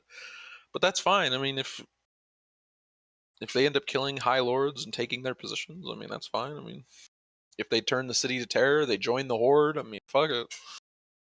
I mean, I will say, in most scenarios, They there's start no way spreading. for you- They join the cult and start spreading Cthulhu through the city. I mean, okay. No, just saying, there's generally no way for someone to just assassinate a lord and take his place. You're right. There is generally, but I don't want to say that it's impossible either. Like you find an artifact that hypnotizes people en masse. Okay, totally. Like maybe you both go into a place and you find some legendary sword, but it has a trap, and he's like, "Don't touch it." And the player's like, "I want it though," and touches it, and then it makes the sword is so powerful it possesses you and kills him, you know, or something. But now everyone thinks you're a fucking murderer. So good news, you killed him. Bad news, I hate you for it. Maybe it possesses you, and since you've already been thinking about killing him, now you're definitely killing him with it. You know, I don't know. There's so many things that will just have to be on the fly, but it's like I'm really excited by the idea of just making a whole living world where the players could do whatever they want. And it will get them, and I don't have to. So many of my games, I had to worry about not killing off the characters while still giving them battles. And now it's like, it just opens up to be like, yeah, you can die, and I have a way to deal with it if you do die. And I'm going to give you lots of ways to hopefully not get into combat in general, even though your job does maintain that you will be getting into combat more than others. You never know. Maybe you see a group of coming and you figure a way to start an avalanche and kill them with that, and the team doesn't even have to engage in combat. Bonus experience for you. Hold up that, Reggie. We'll be back. I said that thoughtfully before he left, so I don't have to hold it now. I have to leave in half hour myself.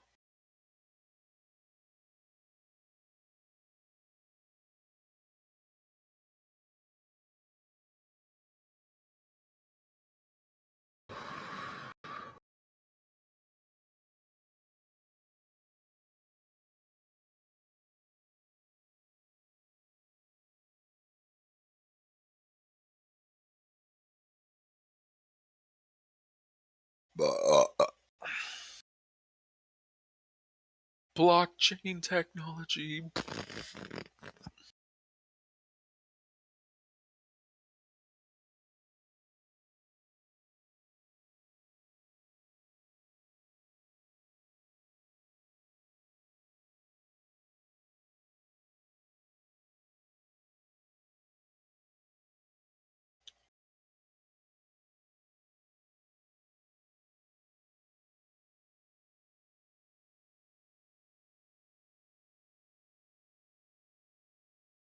Hey, Activision says they won't do crazy Fortnite-looking skins into 7. They acknowledged it's a problem and people don't like it, and so they're just not going to go forward with that. So I guess they were like, we're going to lean super heavily into Fortnite, and now they're like, okay, we're going to pull back a little.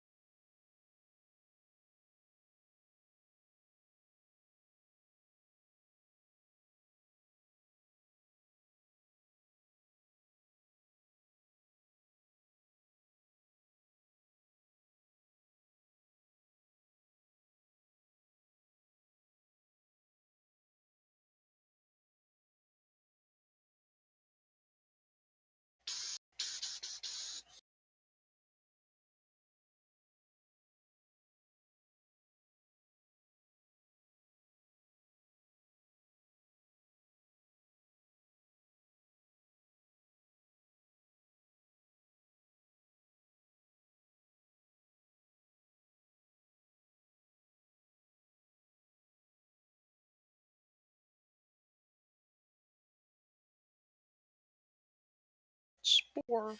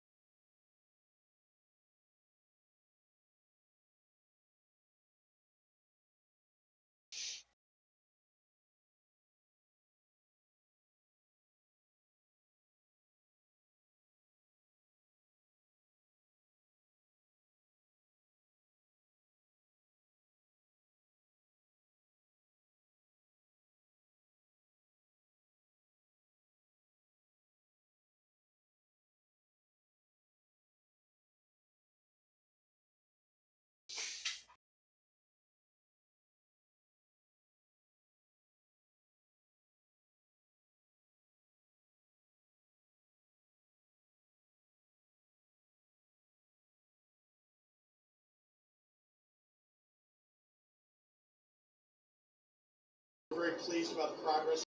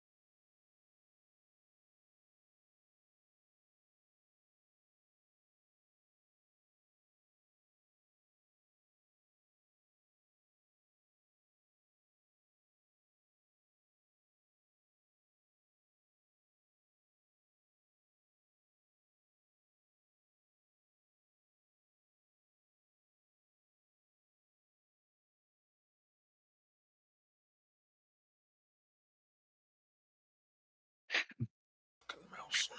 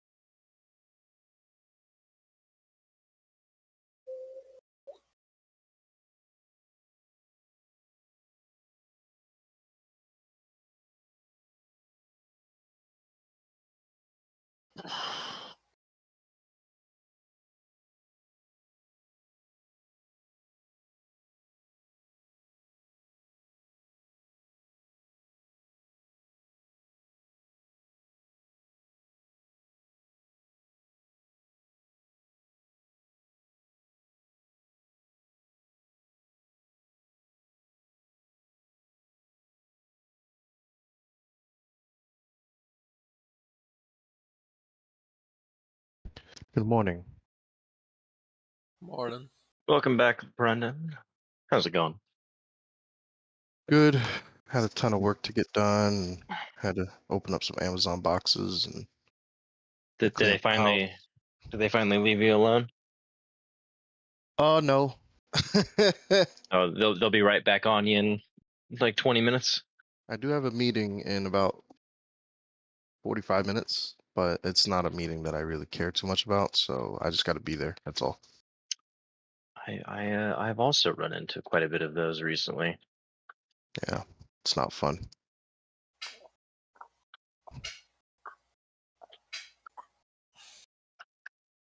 My cigar package came in, so I'm excited about that.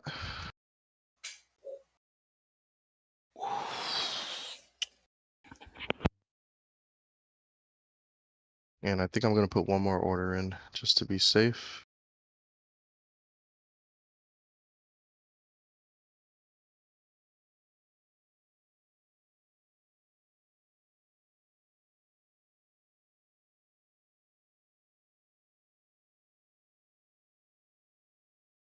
Red one of those. Where does that put me at? Robusto Grande. Florida Man. Oh, I have to try that, even though it's not a mild cigar. I mean, it's not a full cigar. It's called Florida Man. I have to try this cigar. I'm about to say it'd probably be Tastes quite like good, Nova actually. Goats. I haven't had a cigar in a long time. I don't really smoke at all, but I do like cigars. Cigars are amazing. Going away this weekend, so I'm just getting cigars for the fellas. Let's see, Rocky Patel was pretty good, but I have enough of those.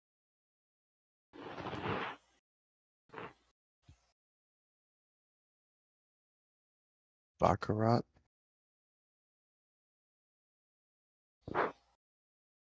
It's from this list, right? Oh, so if you just throw 12 in a cart, oh shit, that's a fucking deal. 12 going in the cart. Yeah, 12 cigars for $40. Holy shit. That sounds like a pretty dang good deal. I assume cigars are usually expensive as heck. $40 at like if you go directly to the cigar shop, will only get you like 3 or 4 cigars. Yeah, I'd expect that. Because I know you're smoking like the full size cigars. Yeah. So that sounds like a killer deal. Well, I'm also ordering enough to have some for the wedding as well, so it's not like I'm just ordering for just this weekend. So stuff like that is wonderful. It's like I've never smoked a cigar, but I think cigars are cool. Probably because so many action, like Schwarzenegger used them. The big action heroes using cigars. Yeah. Paired, like there's options for cigars for pairing with drinks and non-alcoholic pairings as well. So if you don't drink, a cigar can go with the right cup of coffee. Like it's kind of wonderful how they go together. So.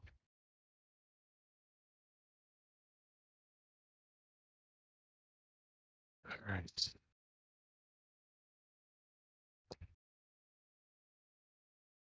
I don't know how to decide. It's like a kid in a candy store. It's crazy. Block. Join the fucking thing just to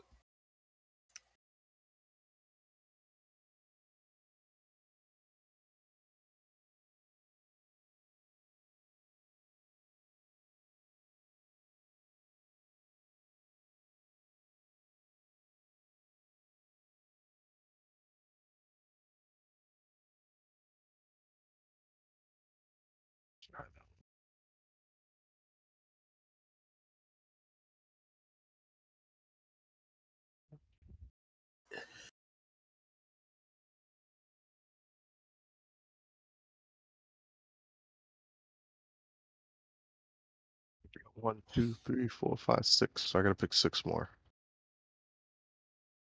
Cane Daytona. What is that?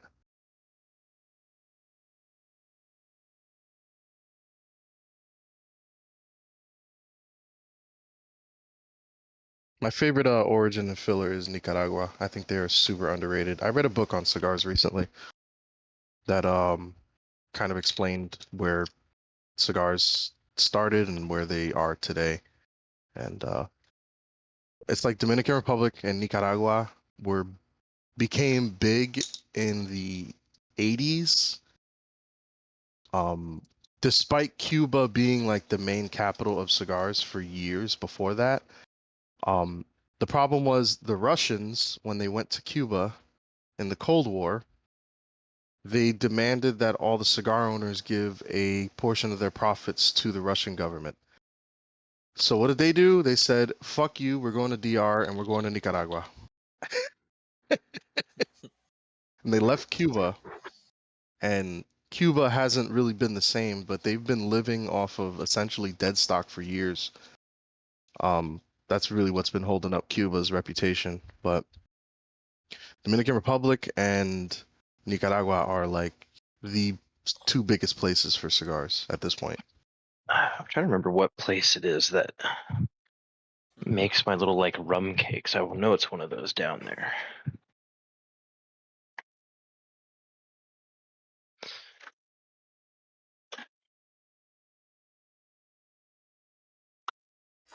Oh. Is it Jamaica that makes these? I believe it is. Oh, rum cake tres leches, or let's see. That's a Puerto Rican thing.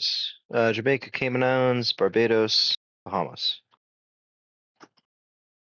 I can't remember where I've gotten cigars from before. It's been a long time since I've had them.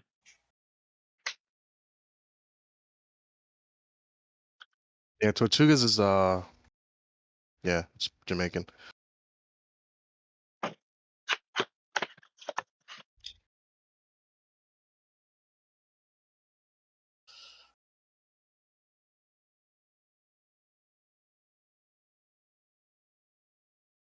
Where have you been ordering your cigars from online? Cigarpage.com. They are American as fuck. They gave me a fucking banner on my first order. I have been so impressed with this website. It's not even funny. Gave you a banner for your first buy. That's pretty funny. Let me show you. I'm gonna send you a picture. Hold on.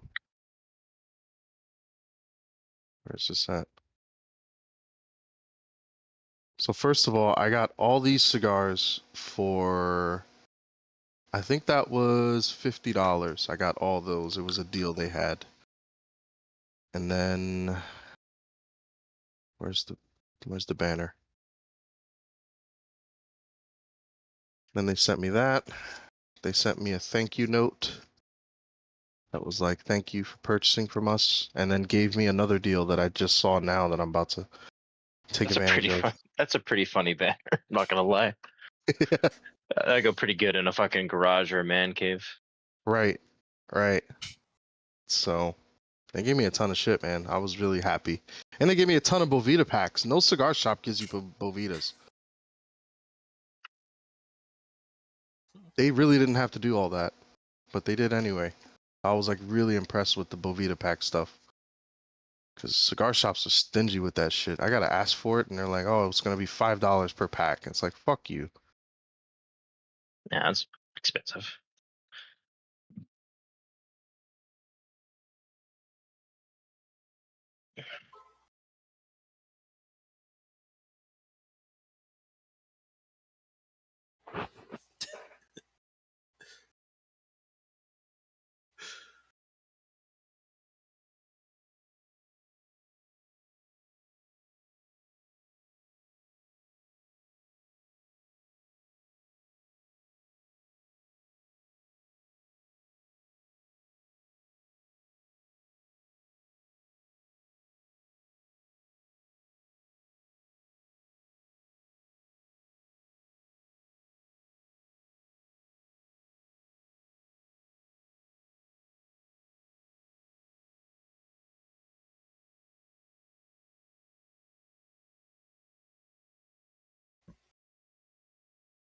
I'm very happy with how my stuff is turning out in RimWorld here. Rim Job World. Yeah, my colonists are finally doing well.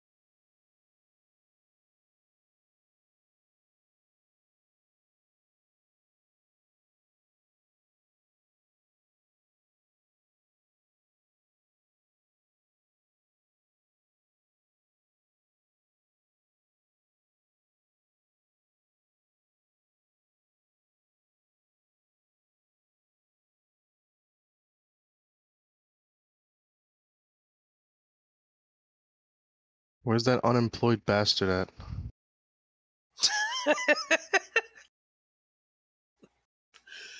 He was here a bit ago, and he was like, "Hold that thought," and then fucking, I don't know, went to the Disappeared. moon. Fucking tells me to hold a thought for 30 minutes. What a dick. Yeah. Doesn't have a job. Still finds a fucking way to piss us off. That's it. That's it.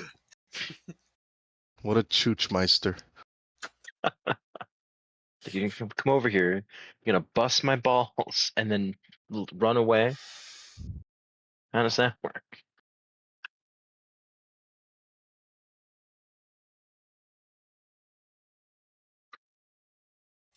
I'm gonna have to leave. I gotta go wash some clothes, but I'll be back in a few hours.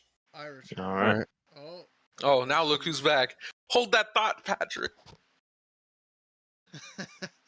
Well, really, I was just holding until Reggie left. No.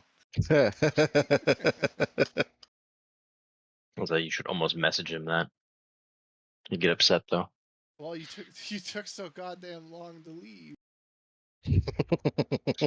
Don't tell him that. No, I wouldn't say that.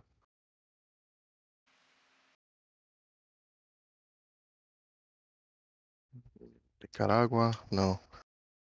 I want to rock something different. What do you guys have? Yeah, let's rock that.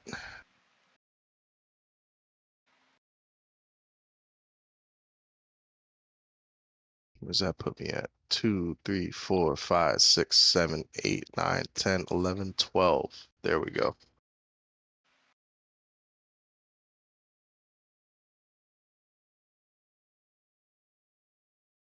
My cart, my cart. Yeah, I'm definitely gonna fucking do this again for the bachelor party. Not the bachelor party, the fucking wedding, because I gotta get gifts for these guys. Not a robot. Log me in. I'm not a robot. Log me in.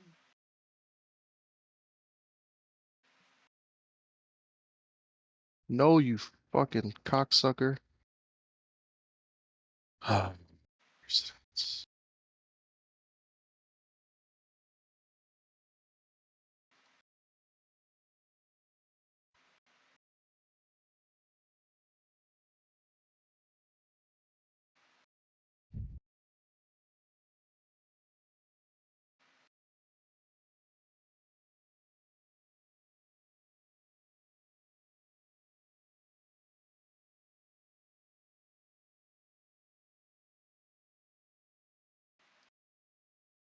Oh, I totally forgot I could be fucking fishing this entire goddamn time. I was just like, man, there's no animals to hunt. Like, oh, there's fish. Well, I'm an idiot. There's no animals.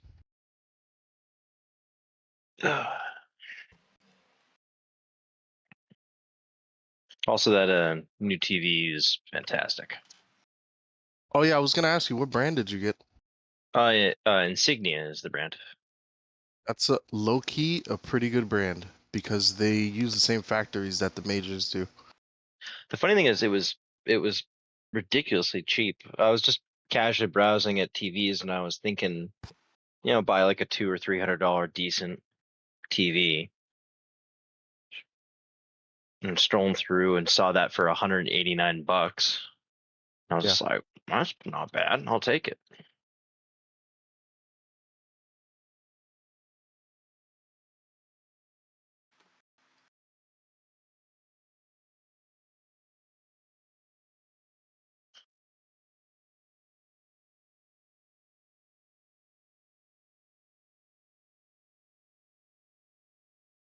Let's see, 4,000.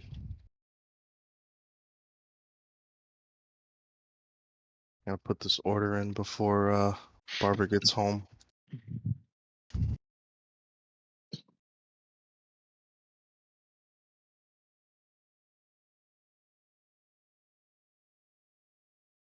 Uh,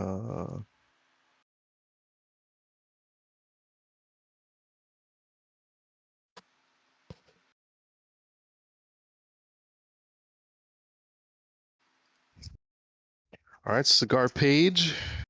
Send me another banner. I might buy another one. Place order. Oh, no, don't maximize my discount. No, don't spend my points. I'm trying to save those, buddy. What are you doing, man?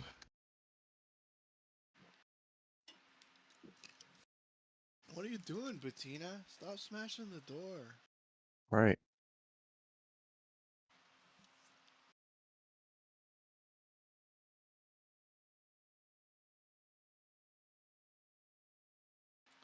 I have a Thank you for your chiropractor purchase. appointment in 12 minutes. And then I'll be back on. Oh, ho, ho, ho, ho. He was not happy with Metal Gear, by the way. No? No. No. Really? Yeah, he was not happy with it. He was playing it earlier this morning. And I'm yeah. very curious. I expect as much, to be honest. I have not been excited for it for multiple reasons. And something was telling me they're not going to do it right. You know what told me they were going to do it right? The fact that it's the same developer that did the Oblivion remaster. Granted, I know they're two different games, but like... They're very... But still, I expected it to... Oblivion Remaster still kind of feels like Oblivion. Wow. Yeah. It's just... I don't know what they did here. The Oblivion Remaster is good. I still want to... I still got to go back and play it a bunch. So, I do have to point out the Oblivion Remaster is good because they took a broken-ass game that has a lot of nostalgia behind it and just kept it a broken-ass game. Pretty much. Well, that's Brian's issue is the gameplay. It's not necessarily the visuals or anything. It's just the gameplay is not the same. He got spotted 7 times. Now, when the fuck does Brian ever get spotted, especially in this game? It's funny that that's the argument. Brian got spotted. I was like, yeah, and no. Brian got spotted in Metal Gear Solid 3. Right. Oh, yeah. Yeah, it was like, what the hell? It's just there's just so much wrong with it. They detected him through a barrel somehow. It's just bad. Gameplay does not look... I don't want to say it doesn't look fun because I haven't tried it yet, but it definitely doesn't feel or look like Metal Gear Solid 3 like the reviews were stating. That was the common complaint. Oh, it's just Metal Gear Solid 3 with a fresh coat of paint. No, the hell it's not, dude. The gameplay is too different. Shit like that makes me just not want to just read reviews ever from anybody. Well, you know what the problem here is? Let me just... I mean, I'm speculating, right? I could be wrong on this. Mm-hmm. But I think part of the issue we're seeing is, yes, it is Metal Gear Solid with a new coat of paint. unless you're skilled enough at Metal Gear Solid that you would notice the differences are minute enough that the average person, the average player, probably isn't going to notice. That's a valid Right. point. Very So like valid someone point. like me who plays Metal Gear Solid is probably going to be like, whatever. Yeah. Someone like Brian, yeah, no, he's going to fucking notice that shit. Well, it's a lot of things too, like the CQC. When you use it, it doesn't. You don't turn. No one who plays Metal Gear Solid 3. You're very right, but it's some of the I'm jank. not right. Some of the jank they tried to like some of the jank that makes the game work, they got rid of. And it's like, I get his frustration with that, because there's certain things there that's like, okay, well, I can't do this anymore, or the way I roll is different. Bless you. And it's like I have to. And it's like you got to kind of change up your gameplay. On the other hand, it's like the reviewers fucking lied. Said there wasn't nothing. Reviewers lied? No. It's Say just it like, isn't so. and then yeah, they always lie, but like, fuck, man, it's like another moment where they just fucking lie. I mean, they lie about sports games every year, but I mean, joking aside, it's important to note that not only do they lie, they suck at games. yeah, That's like, very again, much. one of the things that we talked about in recent history around fucking gaming journalism is that it's so fucking corrupt, it's so incestuous that most people who have jobs in gaming journalism, the reason they have jobs in that field is because they know someone. It's all Yeah. nepotistic. It's all Yep. I have the right politics, everything, right? That's journalism as a whole. Yeah. So, when it comes to like a reviewer having an opinion of a game, they don't know what the fuck they're talking about. Go watch David Takahashi play fucking the Cuphead tutorial and can't figure the fucking shit out, while the explanation on how to do what he needs to do is on the fucking screen. Yeah. And it's like, what are you bug testing right now? What are you doing? Like, what possible reason could you have for the stupidity you're engaging in?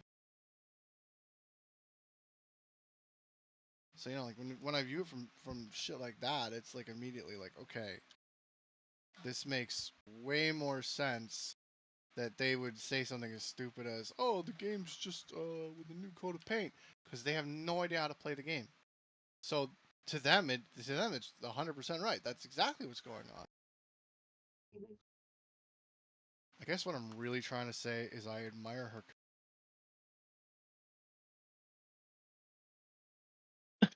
This poor bastard's name is Salad. What the fuck? I want you to know that was like a Reggie level edition conversation.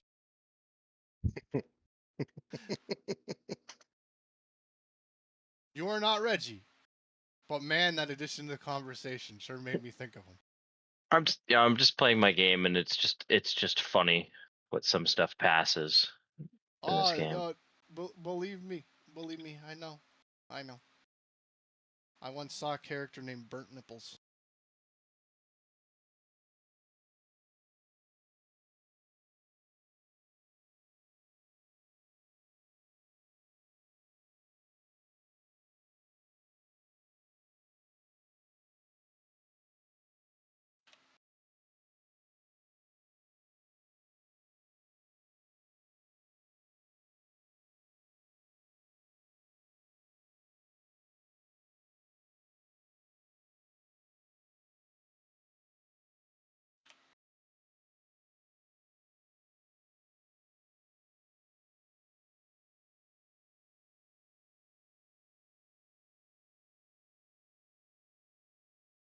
This is a great mod. I need to download this.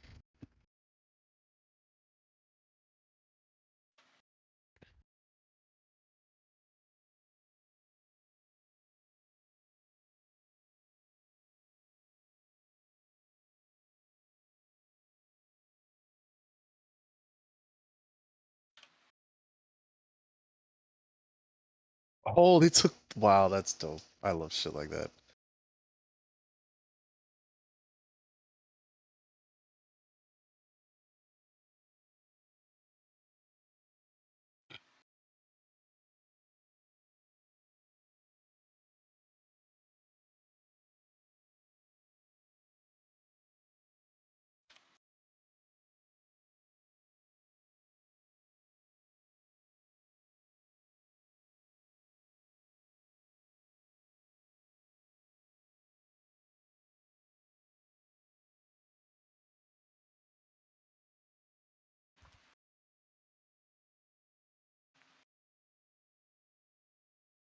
Oh, this is a great mod.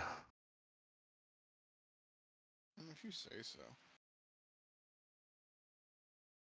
Personally, I'm a bigger fan of the mod that lets you play as the boss.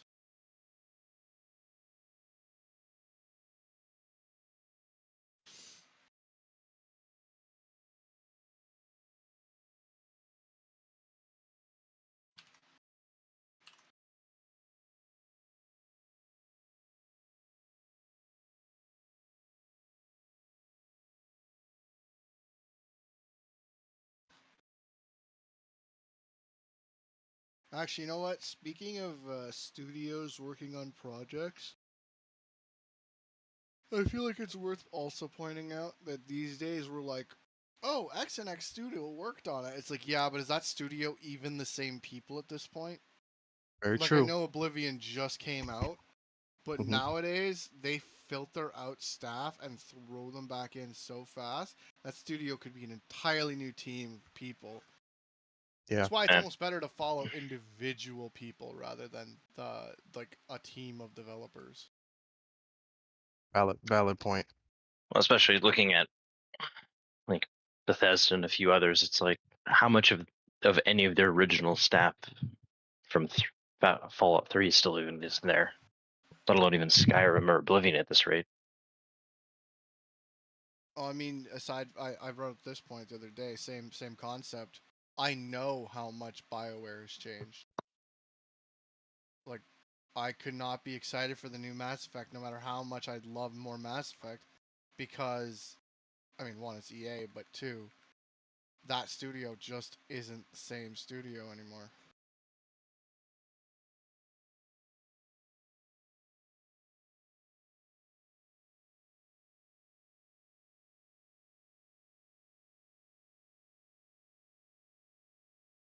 Honestly, like, if you just wanted to buy the damn license for the game, then why just shit can the studio? Right. Just buy the license. Just move on.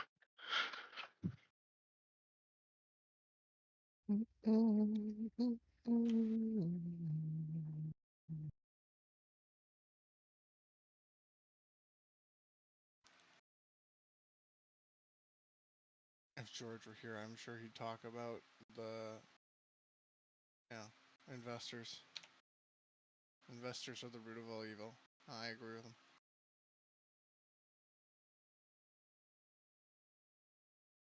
The irony. I'm going to give you some money to get your project off the ground because I believe in it. But I don't believe in anything you do. Follow these trends. I want a return on my investment. You don't know how investing works, do you? Right. It's my money. You should do what I say. Otherwise, I'm taking my money back. Wonder what weapon a kid in this game could effectively fire. Your mom. Other than just handing him a fucking assault rifle and being like, here you go, young one, have fun with that.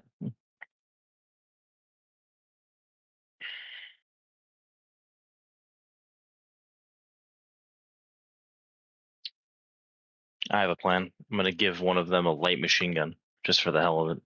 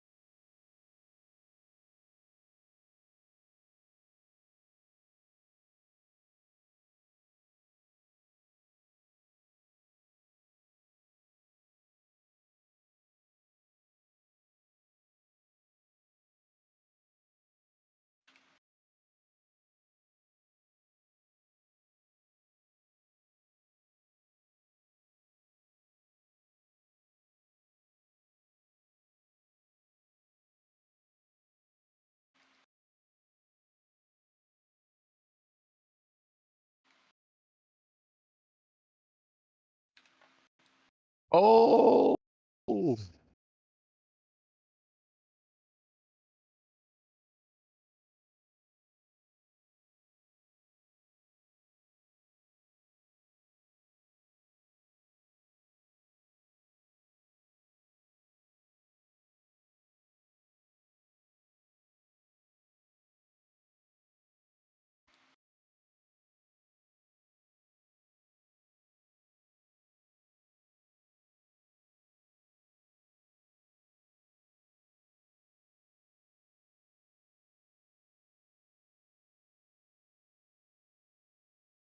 Fire, what is that?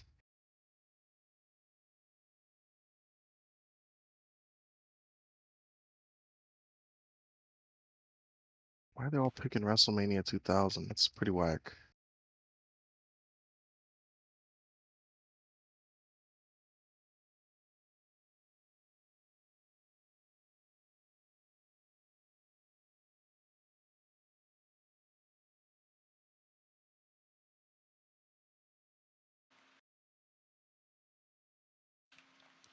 They pick it because they care. No, I think it's because it's the most moddable game without least amount of bugs. So They I'm gonna pick have it to play with because this they later. care.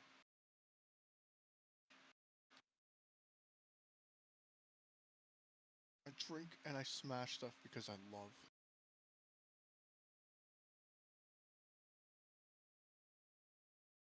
That's what I wanted. WCW Feel the Bang. Hate work. I gotta go take this trash out. I'll be back in like 5 minutes. I hear you. You guys should all lose your job. Like, tell you, not working has been the best time I've had in my life. I'd love to be I'd love to be retired. Aside from the ever looming threat of not having, like right now I'm living off my money, but and the fact that I live at home, thankful from having to worry too much. Yeah, I'd be pretty much fucked right now.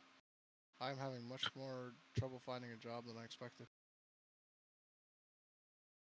Mostly because there's just no openings right now for any fields I'm really interested. Yeah, and I imagine it's probably a nightmare in Canada. Yes, it is.